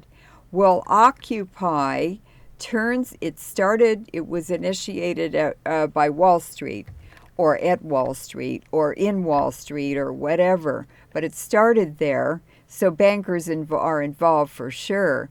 And in 2011, it was introduced in Oakland in about October. This was just a couple weeks after Urban Shield, so they have to be connected. And it went global. There were huge crowds all over the world, and actually, it's a Soros Foundation funded color revolution. It just doesn't have the word color on it. And we know what Soros color revolutions are about. They're about overthrowing legitimate governments and replacing them with coup governments linked to the CIA and other horrible organizations that are completely private for private benefit. So when that Occupy event happened, it happened also on the Davis campus, and I was very, very surprised when it was the Davis Occupy movement that got huge international notoriety and media coverage, because Chancellor Linda Katehi had the Occupy peaceful students sitting on the ground, not even talking, holding candles. She had them pepper sprayed by the campus police. And it wasn't even pepper spray, it was bear repellent in spray cans. They called it pepper spray. It came out and it was orange. But it was actually bear repellent, and the bear is the symbol for the administration and the logo for the University of California, and especially the Berkeley campus. So I said, why in the world did she do that? And I was looking at her. She came out of the administration building about 2 in the morning, and she walked like this satanic looking ghost, very, very slowly, followed by her administrators and aides and everything, through that crowd with camera lights on her and a movie camera running the whole time. And she had this stony, evil-looking face. She was not sympathetic. She was not happy about them being there. And quite frankly, I think I saw in that moment that she had very poor leadership skills, and she'd made a very poor decision to have peaceful students doing nothing, not even chanting or singing or anything. They were just sitting on the ground with candles, having them attacked like that by her own police. So it went all over the world. I'm sure the media was told to cover it also. And it was very strange for that to happen at the Davis campus, because during the free speech movement in the 60s, Davis was so out of it, they didn't even know what the free speech was. And I remember Robert Kennedy coming to visit the Davis campus, and he walked across the quad where everybody was sitting on the grass having lunch, and they didn't even look up and notice him. They didn't even know who he was. So why would a quiet campus like that has no anti-anything history be chosen to be the poster child of resistance for a global movement? I just don't know. But I thought it was really phony and really set up, and the UC president's office set that up. It wasn't Linda Katehi who did, but she was told what to do, how to do it, when to do it, and she did it. So that was my introduction to her. Now, after that happened, I'd like to just say that I did an investigation on her background. And what I discovered was that Katehi is her maiden name. She said she was from Greece, but I looked up Katehi, and there was only one reference that Google came up with for the whole internet, and it was an ancient Iranian village in Uttar Pradesh, which is on the southeast side of the Himalayas, and it's where the ancient Iranian tribes spilled over the Himalayas into India. So many of the northern Indians are actually Iranian bloodlines. And I looked at her, I said, she's not Greek, she's Iranian. I could tell by her bone structure. She's tall and slim. That's why Italians have such beautiful clothes and designs and figures. Their physique is naturally tall and willowy. And so she got on my radar, boy. I started really finding out about her, and she was brought to the United States very specially, probably by the Rockefellers or the Rothschilds, and because a lot of Indians, those Iranian tribes, intermarried with Rothschilds, and so they look like Indians. They have Indian names, but they're really agents for the Rothschilds and these ancient Iranian bloodlines, the Illuminati, who run the world. So she came to the United States and went directly to the University of Illinois. Well, the University of Illinois is where many of the foreigners who are brought here for covert purposes, for overthrow purposes, for New World Order purposes, are brought to Chicago, the Chicago area, and the University of Illinois is one of the choice places where they go. And the University of Illinois is where the first computer was built for the Navy. It has very, very strong ties to the military, to the Navy. And so she is a physicist. Her specialty is antennas, which is the new frontier for the New World Order to take control of humanity. And she arrived with 19 plus patents for antenna patents in her name. Now, how did she get those? She stole the intellectual property of her students, which professors always do. And those are her patents. And the reward to her for delivering that package of patents, which are part of the cell phones, part of everything that's happening now, the whole weaponization of America by antenna technology, she gave that gift to America, and her reward was to be sent to Davis in a choice job as chancellor, where she would make a lot of money on different committees and advising and consulting and so forth and so on. It was her cornucopia to thank her for her contribution to this nightmare that's rolling out in America now. And so let's see what else. So then I got to know two professors in Asian studies. And one is a very, very nice woman professor from Vietnam. She's Vietnamese. And her name is Dr. Kieu Lin Valverde, was her maiden name, a Basque name. And but she is Vietnamese. So she had a grandfather who was Basque. That's where the name came from.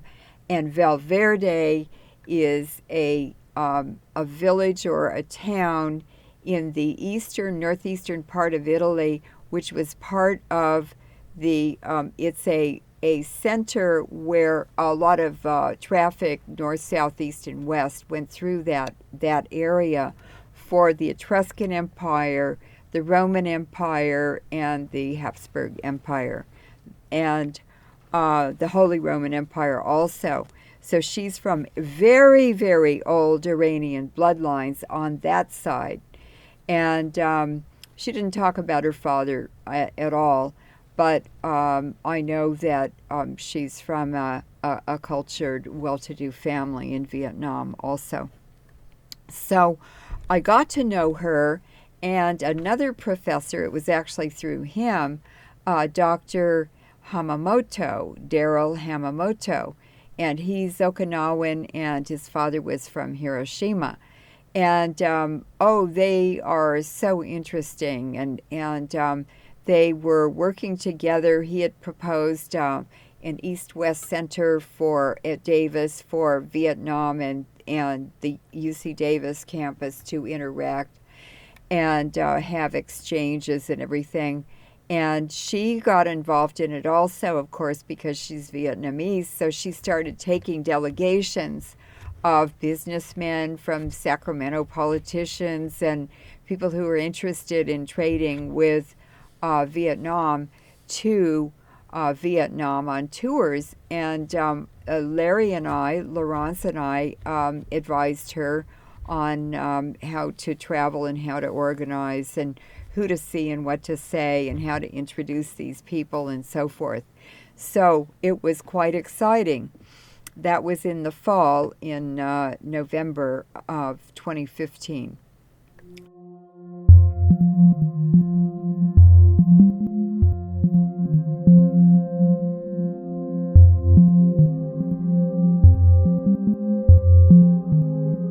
So that very sad thing happened, very unjust. And I said, just zen your way through this, Daryl.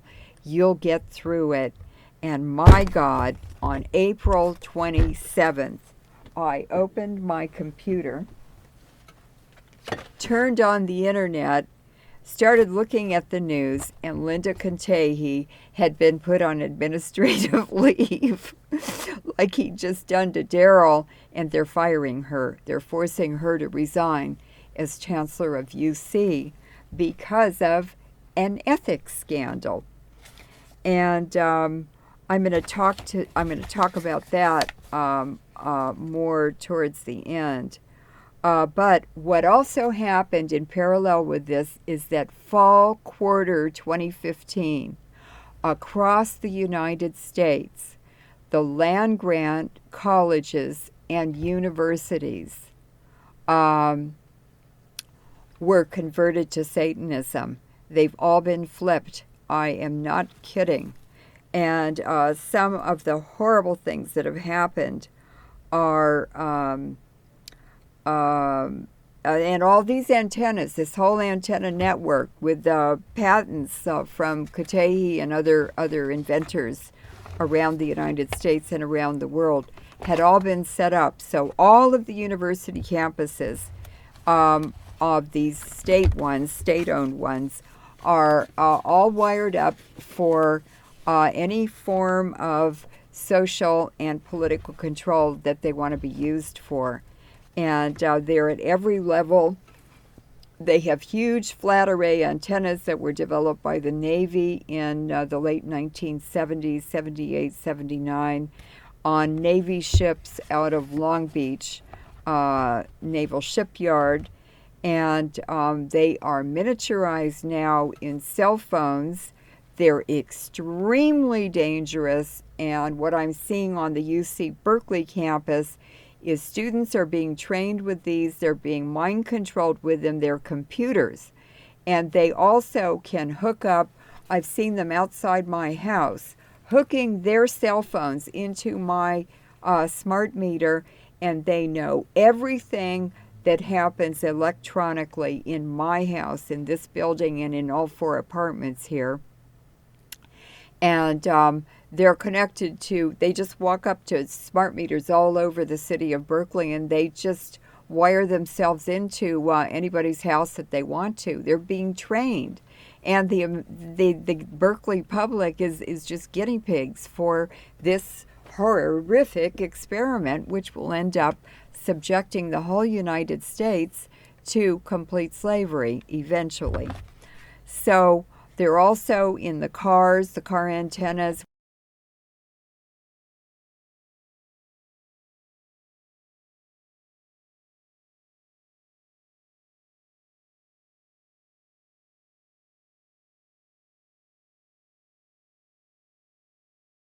So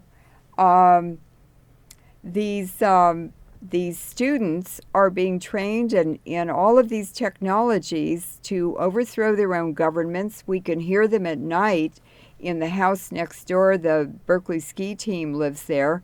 And they were singing and chanting about overthrowing the American government. And I've seen American flags turned upside down and backwards hung from students' balconies. I said, what does that mean? Well, it means overthrow.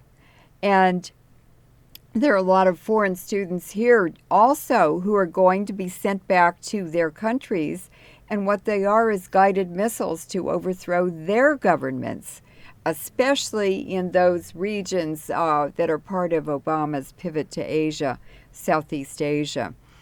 And other things that are happening as a result of this conversion to Satanism is you see signs and symbols in windows, students' windows, their tattoo parlors all over Berkeley. When the bookstores closed, the tattoo parlors opened in the closed bookstores. It's completely bizarre. And other things that they've done is, just a minute, let me put my glasses on. A mother called me, and she said, my daughters are at the University of Michigan, and they said that they don't like the Satanism. This was fall quarter, but they put up with it to get through the fall quarter. But by Christmas, they didn't want to go back to these campuses. And they were told that they could not transfer any units that they earned at that university unless they graduated from it. So they would lose the 1 year or 2 years or 3 years working towards their degree if they transferred to another campus. So they were stuck there.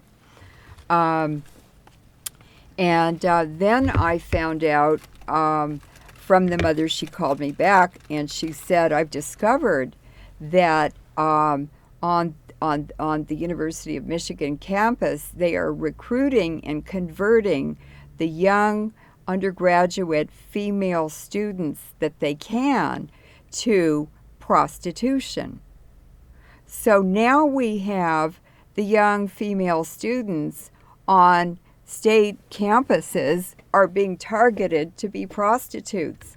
And Daryl Hamamoto told me that about a week ago he went to meet with a delegation in Davis in the nicest restaurant, and he said that he had to go to the bathroom, so he got up and went through the bar to get to the men's room, and he said he walked into the bar. It was early in the evening, and they were the first customers there. And he said the whole room was full of very young women, students, in cocktail dresses. And I started laughing, and I said, yeah, and I bet you were the piece of meat in the meat market that night. He said they all looked at me, and they were drooling. And he said, I got the message. And he said, yes, they were looking for business. They were there dressed and waiting for the customers to start coming in for the evening. And now I've talked to a Native American friend of mine. He said it's happening all over the U.S. It's happening on the Indian reservations, and they're all being flooded with methamphetamine and heroin. He said it's complete chaos. They're running HAARP suicide frequencies, and people are killing themselves 4 and 5 a night on the reservations. And he said it's mostly the young people, the young men, the young braves, and the young women. And then, let's see, what else were they doing? They've got crack and heroin houses now flooding Davis and other campuses. It's really very, very alarming. And UC Davis is being taken over by Monsanto. The Jesuits started Monsanto, and the Jesuits also run the global drug racket. And so this has all come with the Satanism. Are you there, Hello? Alfred? Hello? Hello? Hello?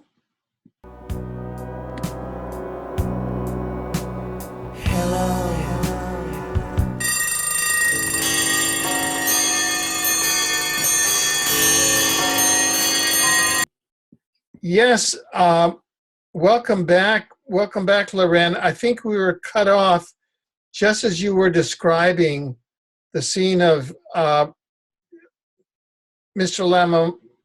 Yamamoto in a bar and Yes, yeah. in Davis. Yes, he went to the men's room and had to pass through the bar.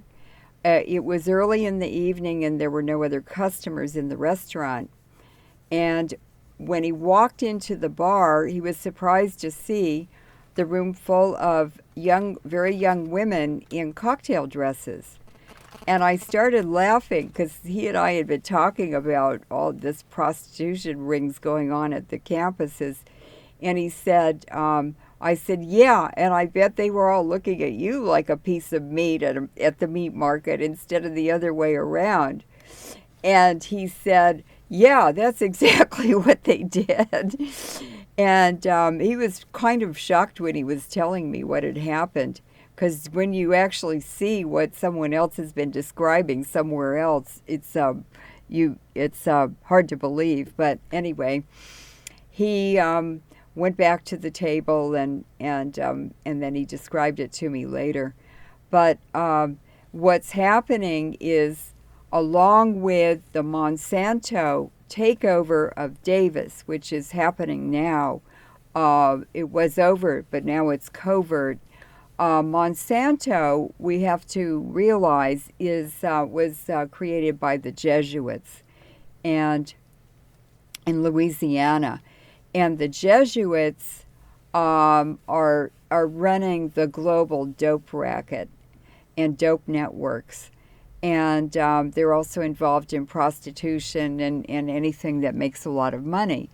So, so at the same time that Monsanto is taking over, in other words, the Jesuits are overtly taking over the University of California, campus by campus, along comes prostitution. The female students are being converted to prostitution.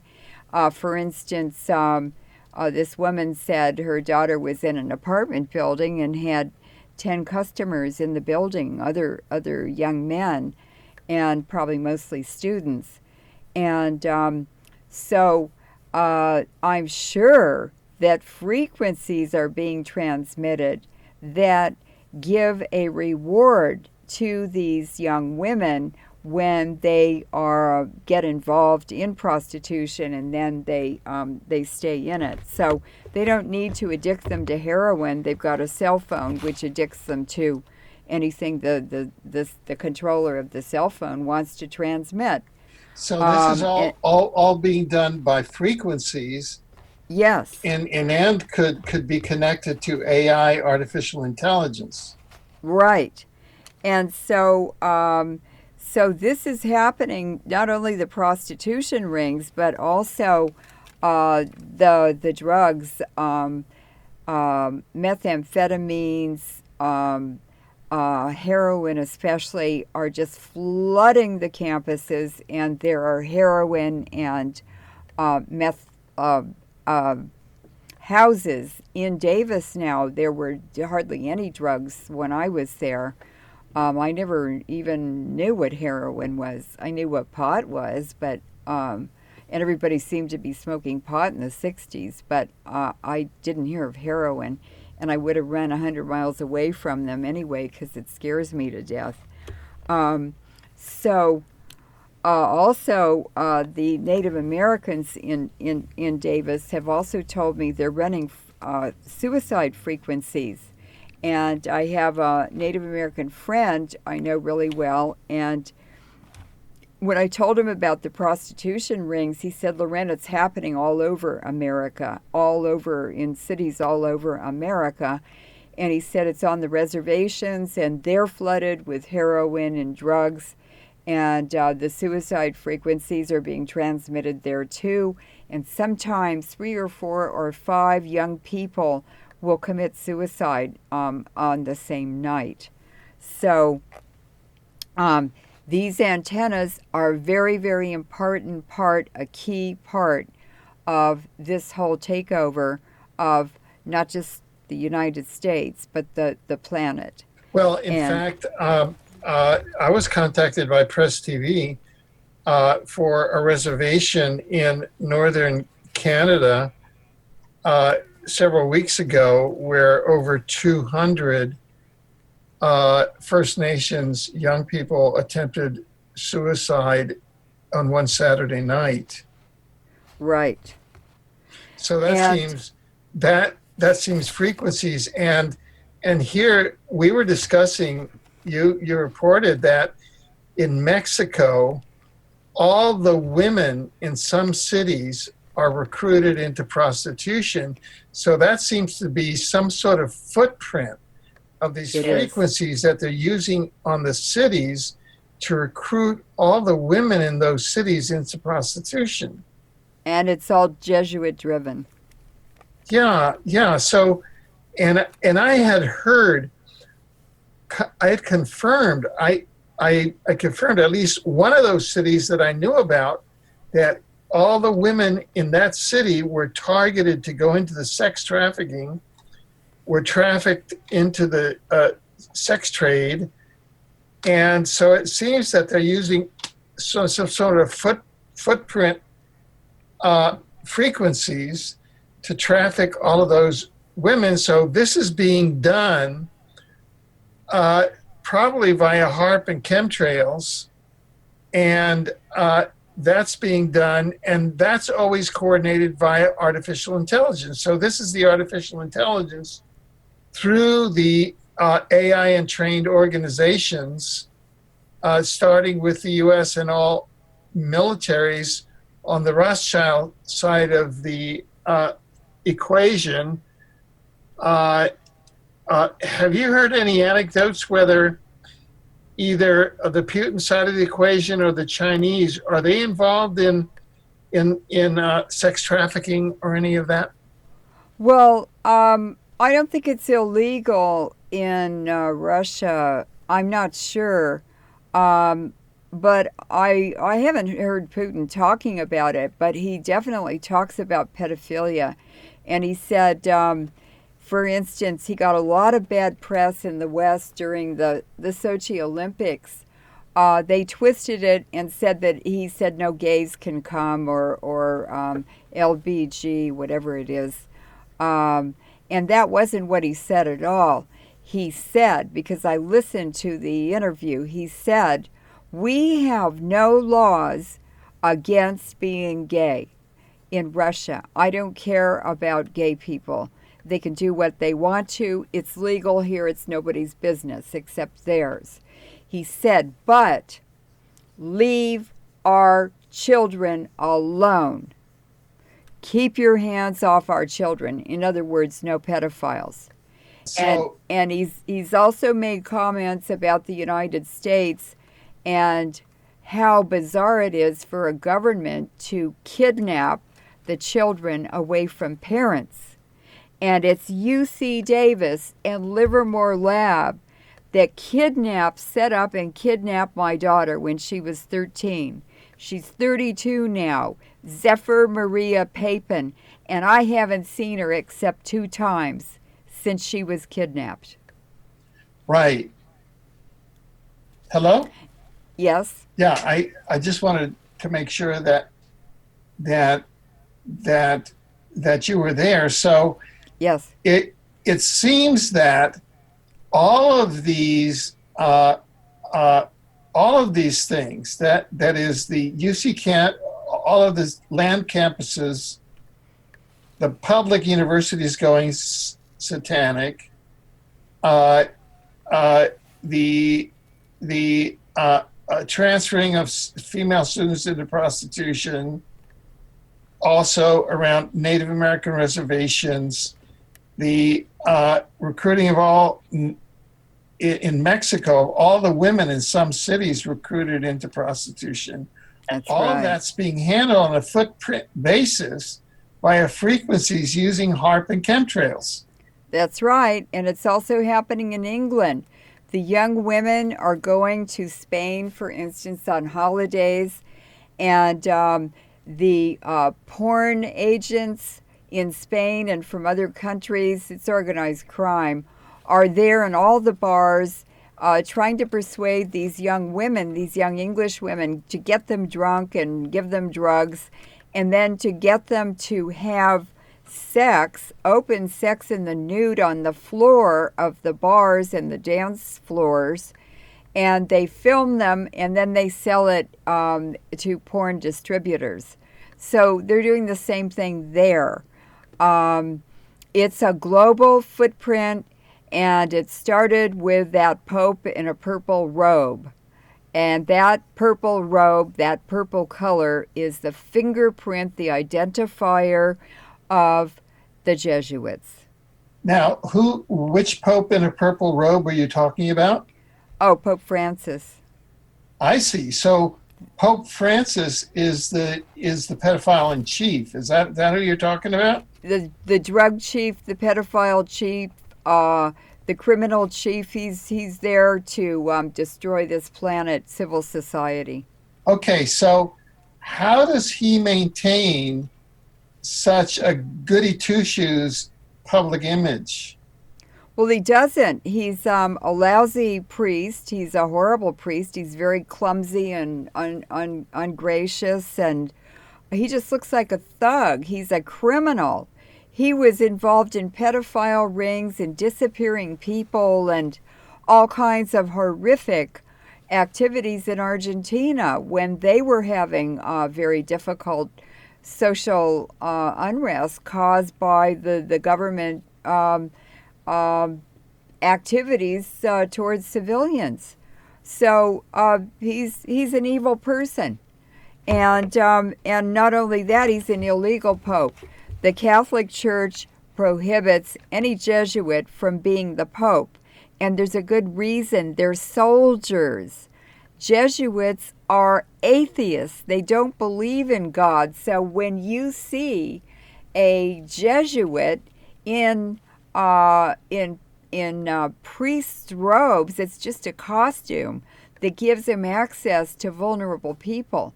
They're not religious people, and even Castro has said, well, my brother and I are atheists, but someday we might return to the Catholic Church or go to it, but we're atheists. We don't believe in God. He actually said it just before the Pope and the top patriarch of the Russian Orthodox Church went to Cuba. Now, why would the Pope have his first meeting in over 1,000 years with a patriarch of the Russian Orthodox Church after that schism 1,000 years ago, and they go to Cuba? And then they go to Antarctica. An atheist country, to have their first meeting, and Castro, of course, is behind the movement for one world religion. So he was tickled to death. He's ready to die. He's 90 years old. He just gave his a speech. He said, "This is probably my last speech. I'm old now. It's my time." And and it's Castro who put that all together. So what is he? What is he doing? He's Illuminati. He's carrying out the Illuminati agenda. Exactly. Through the Jesuits. Exactly. Now, let me kind of switch here, because we're going to end up going back to Castro, but I want to kind of complete the circle on Katehi. And you write that Katehi was the introduction of the overt takeover of UC Davis by the Jesuits and Monsanto. Yes. Could you talk about that? Yes. Katehi arrived just before the Occupy movement and Urban Shield. In other words, the beginning of the rollout of the overthrow of the American government and the Constitution. And that's underway now. And she arrived from a Navy-dominated university, the University of Illinois, with a probably made-up background about being Greek, concealing her origin. And it doesn't matter if it was 10 generations ago either. She's that bloodline wherever she is, according to those people. And so her masters are those ancient bloodline Illuminati families. And how did she get 19 patents at the University of Illinois if she was from a poor background, or how could she possibly come from Greece? And well, she got her PhD there, I think. She came to the U.S. as a professor. So she had already been educated and polished and everything. So she was someone special because they brought her straight to Illinois. They brought her straight to the University of Illinois Illinois is run by the Rockefellers. So she was a Rockefeller pick. And I'll tell you how this happens. I'll give you an example. In World War II, during the Manhattan Project, there were 5 Manhattan Project scientists who were secretly brought to the United States. Edward Teller, the mathematician Szilard, Wigner, the Wigner effect, and there were 2 more. I can't remember who they were, but they were, all 5 of them went to the same gymnasium in Budapest, Hungary, when they were in high school. And it was a Lutheran school, and they were all Jews. So how did that happen? They were special people. They were specially picked and selected for the Manhattan Project. They were all physicists or mathematicians, and they all went to that same Lutheran gymnasium. How could that happen unless it was completely planned and sponsored from the U.S.? And I know that Teller had a Rockefeller Foundation grant or funding when he was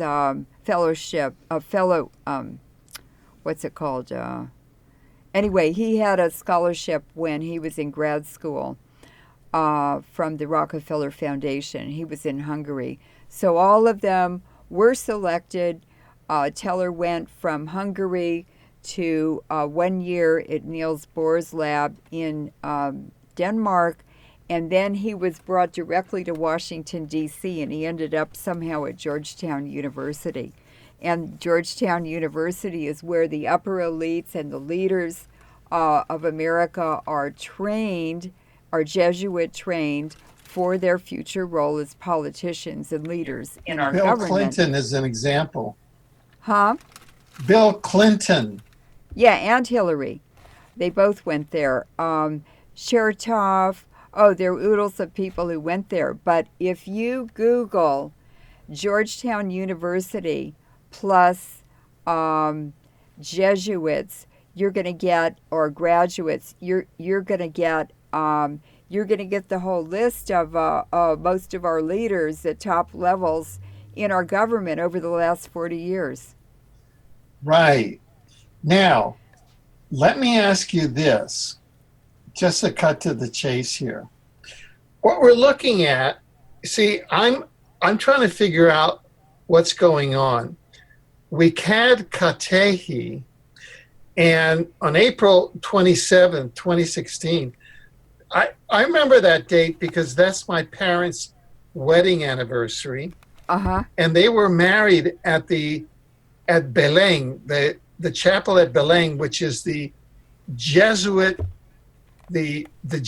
school in Havana that my uncle was the rector of and that Fidel Castro attended, okay? Right. And right. my parents were married there on April 27th, 1941. So on April 27th, 2016, the UC President's Office announced that Chancellor Katehi had been put on administrative leave and will be likely forced to resign. Now, is or is not the UC president working for or is Janet Napolitano? Yes, and she's Jesuit trained. Yeah, she went so- to Santa Clara Right. University and with, is or is not? can I just finish? Yeah, please go ahead. She- My apologies.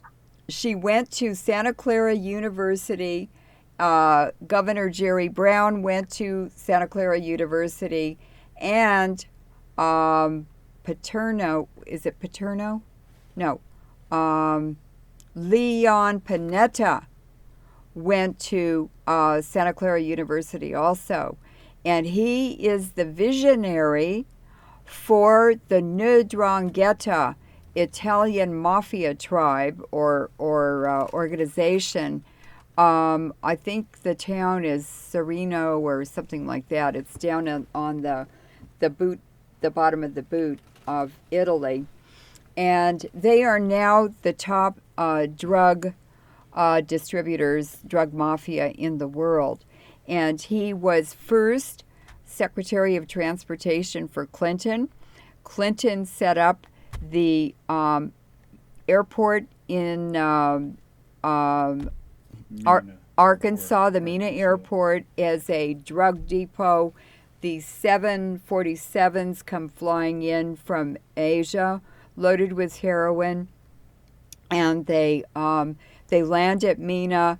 The heroin is the Chinese are paying back the Rockefellers with China white heroin for the redevelopment loans they made to China, and the heroin is picked up and distributed by Walmart trucks and Tyson chicken trucks.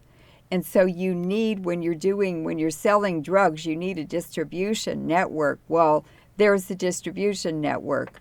And remember, Clinton, Bill Clinton is his grandfather is the biological grandfather, was the Rockefeller governor of Arkansas. His mother was an illegitimate child of that governor. Winthrop Rockefeller, who made a special point of meeting with me in 1966 at the faculty lounge in Yale Law School, but that's a different radio program. Okay. Right. So now, just a minute. So we're talking about Katehi, and we're talking about what did you ask me? I was trying to finish. Okay. Here is what I'm building up to. Okay. Okay. To cut to the chase. It looks like the only reason why Katehi got booted by her co-conspirator, Janet Napolitano, and her co-conspirator, Governor Brown, is that she got caught with her hand in the cookie jar.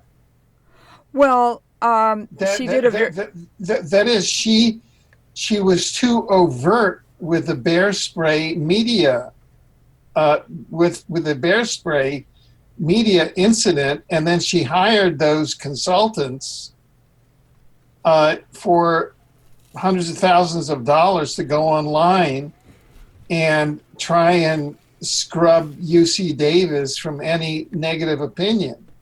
Yes, that's right. She had they call her Scrubby now as a nickname.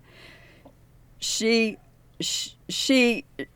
had all of the media coverage cleansed, scraped off the internet. It cost over $250,000, and she got, I guess it got into, somebody got upset about it, and then they discovered other things. I know that there was a problem with her moonlighting. She was on the boards of two institutions, one of them, or corporations. One was Wiley and Sons. So she was getting money, hundreds of thousands of dollars, from the publisher of student books. Now, wouldn't that bias the books that maybe the student bookstores were buying, which publishers they would be buying from? She would be recommending John Wiley and Sons textbooks. And then there was another organization. What was the other one? It's on the outline that I sent you. Yeah, DeVry University board seat. Oh yeah, and she got John hundreds Wiley of thousands. and Sons board of directors. She got hundreds of thousands of dollars from them too, and then and so it's really an ethics scandal, and then scrubbing the stuff off the internet, but there are other things too. And she just didn't play her cards right. But I also suspect that they would have overlooked that, or could have overlooked it. They used the students to make a big roar about it, so it didn't look like the university was picking on her. But I think it was actually Monsanto behind it, and that they have a Monsanto chancellor in mind that they want in office now. Remember, they're going overt now. And they're replacing the top leadership at UC Davis with their own Jesuit-trained Picts or even Jesuits. So I think that's what's really going on. And if they wanted to keep her, they would have. They were finished with her. And the fact that Janet Napolitano is the UC president with no search for any other candidate, they just cold hired her because they wanted her. And along with her came FEMA and Homeland Security. And California is the first state they're taking down using Homeland Security and FEMA to transition the United States into this Jesuit nightmare that we're headed into. Right. Now, so what we're saying is that Katehe's leaving is not a sign that things are going to get better. They're going to get worse. That things are getting get worse. Plus the false Satanism conversion of all the state colleges and universities. See, they don't need her anymore. They got her antennas. They got her to set all of that up, wire the whole campus. She took care of Occupy, kind of. She got some free money on the side because as a reward for the antenna patents. And so they're through with her now. They're moving on to Janet Napolitano's probably got the next chancellor already picked out. And he's going to be more Jesuit than and more useful for what they have planned for the UC Davis campus and eventually the rest of the whole UC network. So now we've covered Katehi, and so let's transition. And what's ironic is that her glory is this new relationship, diplomatic and educational relationship with Vietnam, and it was set up by Lin Valverde and Professor Hamamoto, and she took the credit for it, and she let them set it up, and then she was ripping them off and squeezing them out. And then she ends up on administrative leave with a horrible scandal, and she left the University of Illinois with a similar scandal.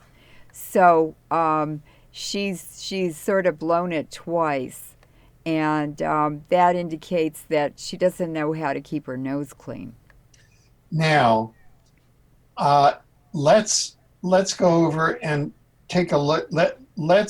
Let's transition over to California and its historical ties to the Illuminati and to these historical Iranian bloodlines and to the House of Castro, which is an Iranian bloodline. Could you go into that through the Spanish land grants? Sure. I've been researching bloodlines and Illuminati, which means ancient Iranian bloodlines that are still controlling the world. They're a world power and dominate everything in the world. And when I discovered one day, I just, I don't know how I did it, but all of a sudden the Spanish land grants in California popped up Wikipedia page. And so I started going down the list of the grantors, and these would be grandees of Spain during the Spanish occupation of North America. And I started reading the last names of the grantees, the people who received these land grants, and the acreage, and then it also has the town and the county that these land grants are in. So after I was about halfway through, I said, gee, a lot of these Spanish land grants are to the House of Castro, members of the House of Castro. And I said, that's unusual, and some of the biggest parcels are granted to the Castros. And so then I looked in more of them, and that was consistent. And the second biggest grantee receiver was Carrillo. And Carrillo was a grandee of Spain also, and involved in California. And I looked at the counties that these two families held their land grants in, and I didn't really care about Carrillo. I was more interested in Castro. And what I discovered is the House of Castro, or people with the last name Castro, and they had to all be related, that they had land grants, Spanish land grants in San Diego. Well, there's a UC San Diego there, isn't there? Coronado Island. Well, that's where the U.S. Navy, that's their jewel in the San Diego area for their naval base. Then in Monterey, and that's where the Navy has the foreign language school, and they bring a lot of foreign officers, high-level people to Monterey to interact with the U.S. Navy on different projects. It's where the Loma Prieta earthquake came from. The Navy triggered it from Monterey. That was a HAARP earthquake. They, in fact, own 3 or 5 land grants there. They never sell their land. Those people keep it. And then Leon Panetta, his father came and mother came from Italy and suddenly owned 11 restaurants in Monterey. It's not a very big town, but they have a lot of tourists. And so that kind of fits in with the drug trafficking. They were probably involved in that then. Then I looked up Panetta, and he was actually from, Panetta was also affiliated with a princely family that started with a B, Bobo something or other, an Iranian name.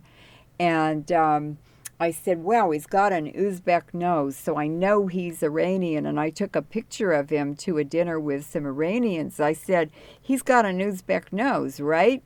They said, yeah, you're right. And guess what? Stalin was Iranian too. He was from the Caspian Sea region, so he's from an old bloodline, Iranian bloodline, and the Iranians have always run and ruled Russia. So then I was thinking, well, okay, well, Panetta's there too, and the Navy and these other military representatives from other countries, well, they're all, that's a big drug racketing center. And or they arrange it and make deals and everything with each other. And then there were five Spanish land grants in Santa Cruz. UC Santa Cruz has always been really weird. And now it's a Buddhist center with 5 Buddhist temples. And the quality of the students who go to Santa Cruz, they're druggies or ex-druggies. They want to be told what to do. These are people who don't want to think for themselves. They want to be part of a group think. And they walk around chanting all the time. They have no idea what they're chanting about. They're just doing it. They don't even know why they're doing it. And then I looked at more land grants. Well, Castro Valley in the Southern Bay Area, very close to Livermore Lab, nuclear weapons lab, it's where a lot of the labbies live, is maybe 10 miles from the lab, the Livermore Nuclear Weapons Lab. So Castro Valley is where the labbies got parked. Then Livermore, where the Livermore Nuclear Weapons Lab is a Castro land grant. And so I started putting 2 and 2 together. Also, Davis was a proposed site. They made a proposal to put that gigantic collider, the Hadron Collider that's at CERN in Switzerland and France. It's in 2 countries. So neither country owns it, do they? It's the Castros who own it. The House of Castro, and or they control it. And so then I saw this very, very close association of UC facilities and campuses with Castro Spanish land grants. Ah. Well, you also saw the connection, not with the authentic Buddhism, but with Soka Gakkai Nichiren Buddhism and with Cuban intelligence, correct? Yes, and what happened is someone, can you hear me? Yeah. Oh, someone who had been recruited by Soka Gakkai, they called themselves Nichiren Buddhists. Nichiren was a priest in the Kamakura temple in Japan in the 12th century, and he started Nichiren Buddhism. It's a special sect, and in the 1930s, when these New World Order people and the Zionist agents for them they were cooking up what's happening now. And so it was Anais Nin, it was Isaac Asimov, Bertrand Russell, all kinds of these people, Wigner. They were all an in crowd, and they were discussing transhumanism, all this stuff that's happening now. They were talking about it then, but only among themselves. And each of them played a very important key role in socially presenting it, in doing the science to back it up or make it possible, and so forth and so on. And so at that time in 1930, the Jesuits, there were a lot of Jesuits in Japan and all over China. The Jesuits in Japan set up the Soka Gakkai movement, and they used Nichiren Buddhism as a mask. So in the early 1990s, Nichiren, the legitimate Nichiren priesthood and leaders, discovered that Soka Gakkai was poaching on their name and doing very unethical things that were not religious or even correct in terms of religion, that they were an undercover operation of the Jesuits. And so they expelled all the leaders from Soka Gakkai. They had the Soka Gakkai leaders expelled from Nichiren, and then they filtered through the membership and weeded out the bad ones and kept the ones who wanted to practice real Nichiren Buddhism. And that was complete by like 1998. And so this friend of mine was down there in Malibu at a farmer's market handing out flyers about some movement, labor or something, and this man approached him and started talking to him, and I said he was sent there as flypaper to bring you to the Soka Gakkai, to bring you into that organization. He said, yeah, now I see it. And he said, so I went with him, and I was going, and I thought I was a Buddhist, and we were chanting, and I thought it was Nichiren Buddhism. And he said, then I started getting really, really strange feelings and vibes. He said, I got scared, and my cousin was there too. And so he said, I left. I just got my car, and I left LA completely. I went up to Davis. And he said, now Soka Gakkai is stalking me everywhere I go. And I said, they're bad news. I looked it all up and did this investigation and then passed the information on to him. And I said, and that leader in Malibu of that particular facility, he had told me is best friends with Castro. And he makes regular trips to Cuba to meet with Castro. He's also married to a Japanese woman, so they go to Japan all the time. That's to the Soka Gakkai and Nichiren stuff there. And so I looked that guy up and I said, oh, get away from that place and those people and don't ever talk to them again. And then I discovered that Santa Cruz has 5 Buddhist temples, and I bet you they're all phony Buddhism. And they're set up by the House of Castro in the University of California, or they're by UC for the Castro interests. And I asked someone who lives there, well, what are the students like? And he said, oh, they're really poor quality, and they're ex-druggies, or they're druggies, they're drug houses everywhere. And I said, oh, it's just another one of their operations.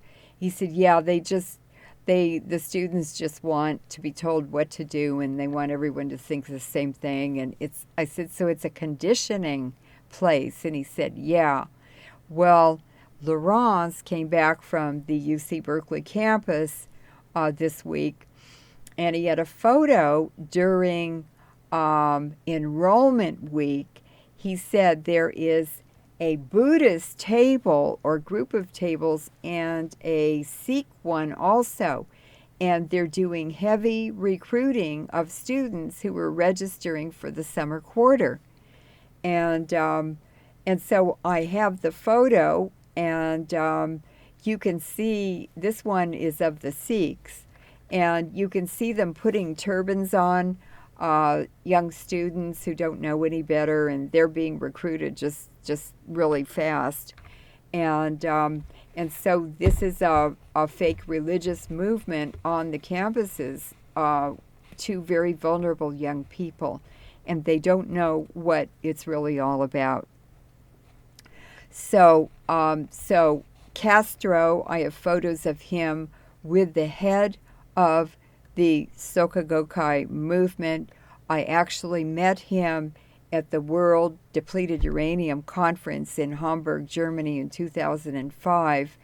And he wasn't at that, but when that was over, I went to the World Peace Movement conference. It was $1,000 per person for one day, and they got to hear Gorbachev, Lech Walesa, the head of Soka Gakkai, and other speakers. But the woman behind me was German, and she was furious. She said all they did was come and give a talk, got up and grabbed their envelope full of money, and then they ran out the door. They didn't even stay and answer any of our questions. This conference wasn't worth it. Why aren't they interested in peace? They're only interested in pieces of money in a white envelope. Right. So that was a big eye-opener.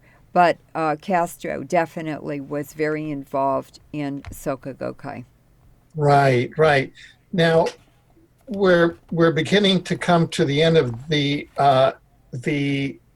program, but you've written that UC is run like the Jesuits are operated. Do you want to comment on that? Yes. The University of California is a dictatorship. It's a corporate organization. It's a dictatorship. And the head of the Board of Regents, who was Dianne Feinstein's husband, Richard Blum, he's a CEO. He's not a president of the Board of Regents. He's a CEO. It's all run like a corporation. It's very, very organized.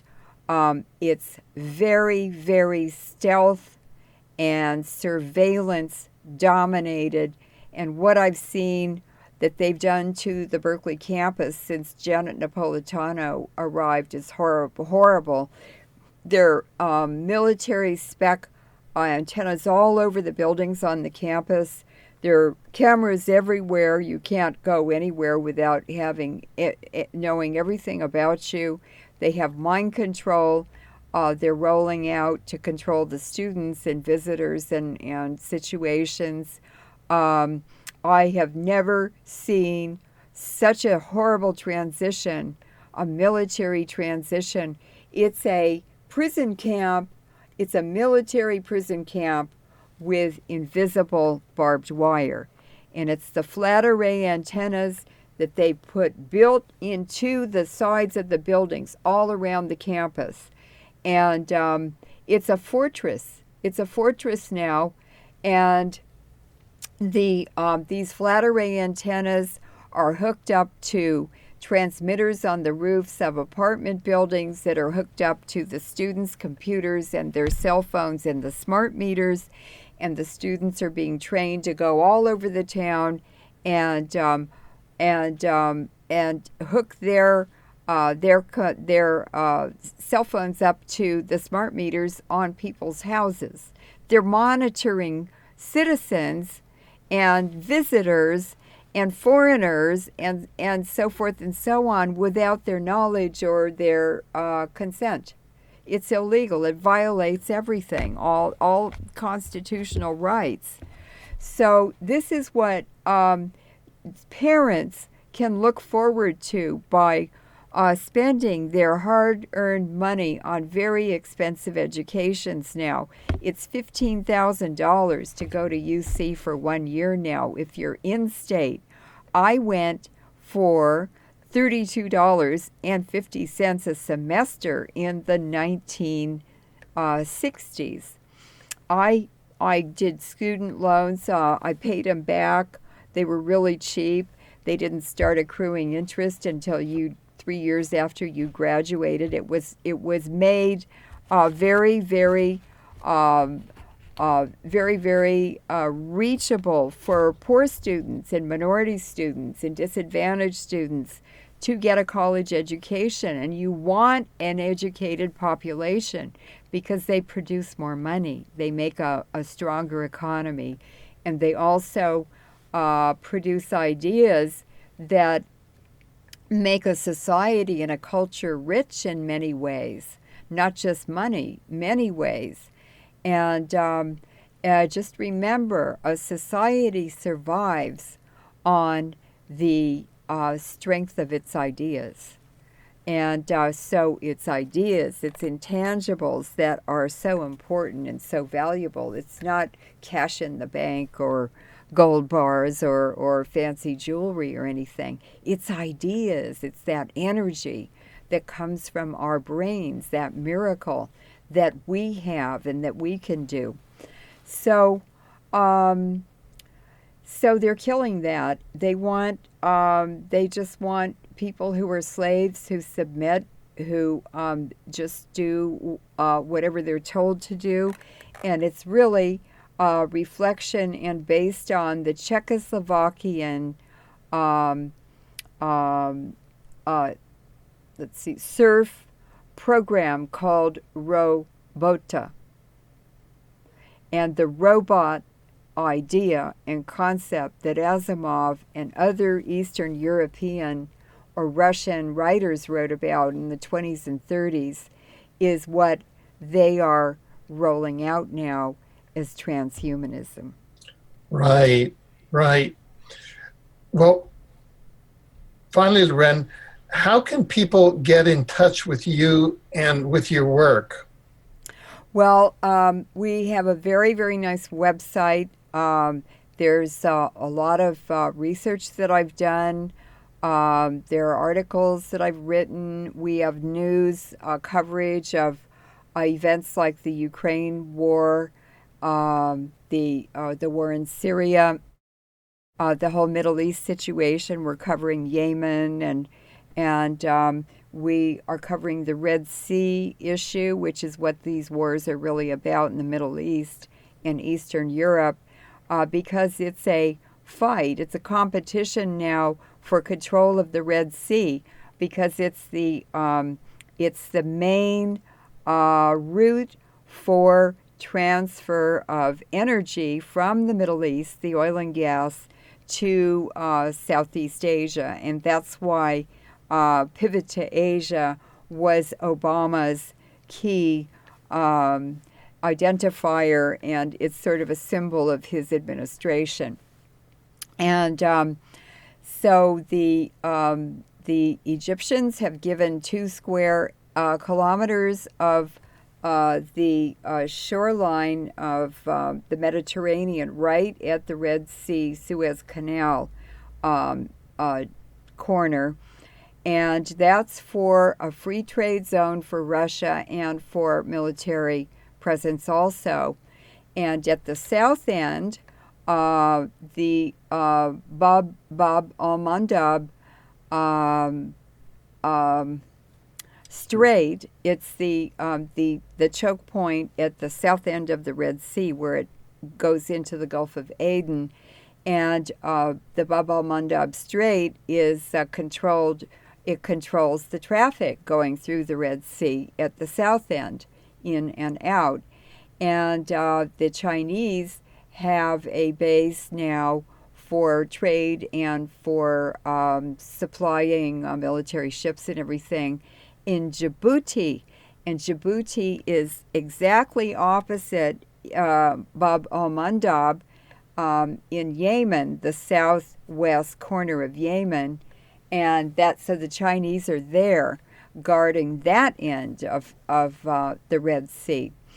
And so that's what's happened. Russia and China have taken over a very serious position of control for the Red Sea. They're not interested in dominating any countries. They're not interested in colonizing other countries. They're not interested in aggressive military actions. Their purpose for military is defense. And by Russia getting involved in Syria, it's a defensive war. Russia had to do it, or Russia would have been destroyed by these terrorists moving into the belly of Russia, which is what Obama's pivot to Asia is about. That's the belly of Russia. And many of those countries are Islamic, so it makes them permeable to Islamic terrorists or terrorists pretending they're practicing Islam. They're not. And penetrating into Russia, and they would just overrun it and destroy it. And then the West could take over the vast mineral resources, not only in Siberia and all over Russia, but they have Arctic claims now too. And so this is a millennium transition. This is a 1,000-year transition. 1,000 years ago, the Silk Road was going into decline, and Northern Europe created the Crusades as a holy pilgrimage, but it was really to the Middle East, but it was really to go down and capture the Silk Road and revive it, and then funnel the revenue into Europe to make Europe rich instead of the Middle East rich. So it's this is just history repeating itself, and until you look at the deep history, the ancient history, all of it, you can't possibly understand what's happening in the present day in terms of geopolitics. And so we have things like that on the site. We covered Fukushima. We covered the DU issue. There are lots of interviews that you and I have done on HARP and DU and other issues. And then people, I love archaeology and art and everything, so the site is beautiful too, and it has the spirit of culture in it, and ancient culture, and I think it's a really nice site. And some husbands have complained to me that they never see their wives because they're sitting in front of their computers reading all the articles on our site. Oh, I'm a LeurenMoret.info widower. That's a switch. Yeah. So people can go onto the site, and we have places to sign up for our newsletter.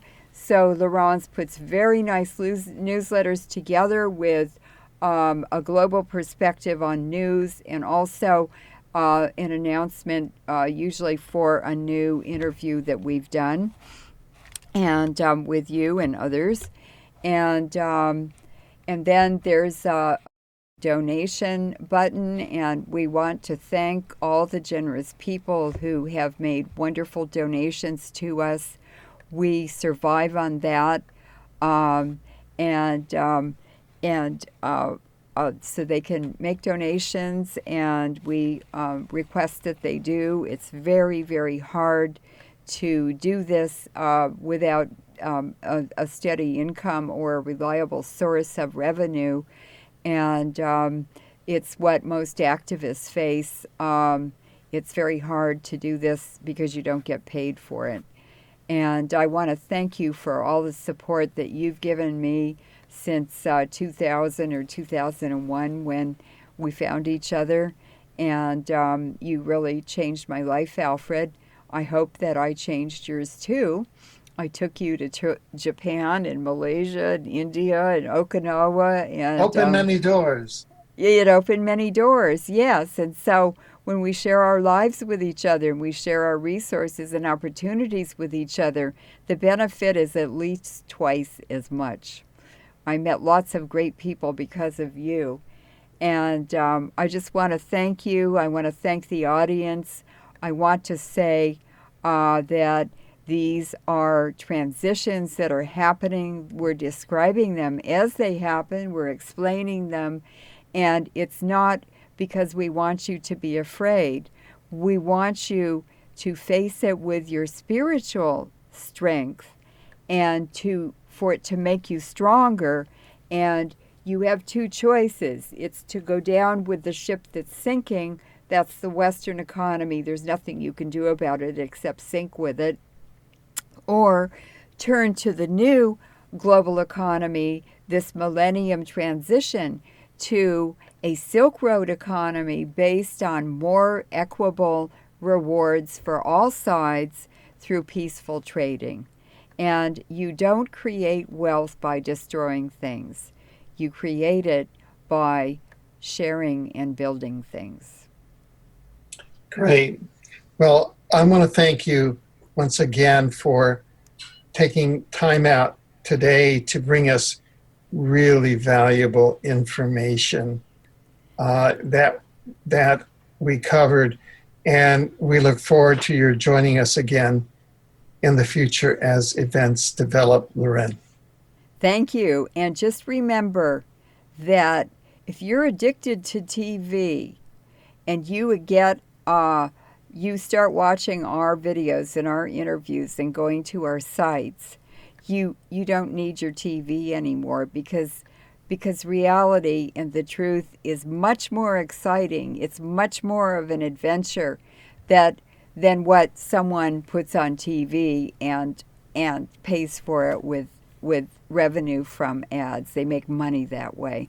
So they're not really interested in educating people. They're interested in getting viewers and making money from ads. And that's not our goal at all. It's to empower, educate, and to help people begin to trust themselves and to have good resources. We're going to have a store on our website with good products that help. And I want to really recommend highly that if you're interested in getting a biomat, talk to Alfred, email him, go to his website, look around the internet. Hello? Hello? They just Hello? cut us off again.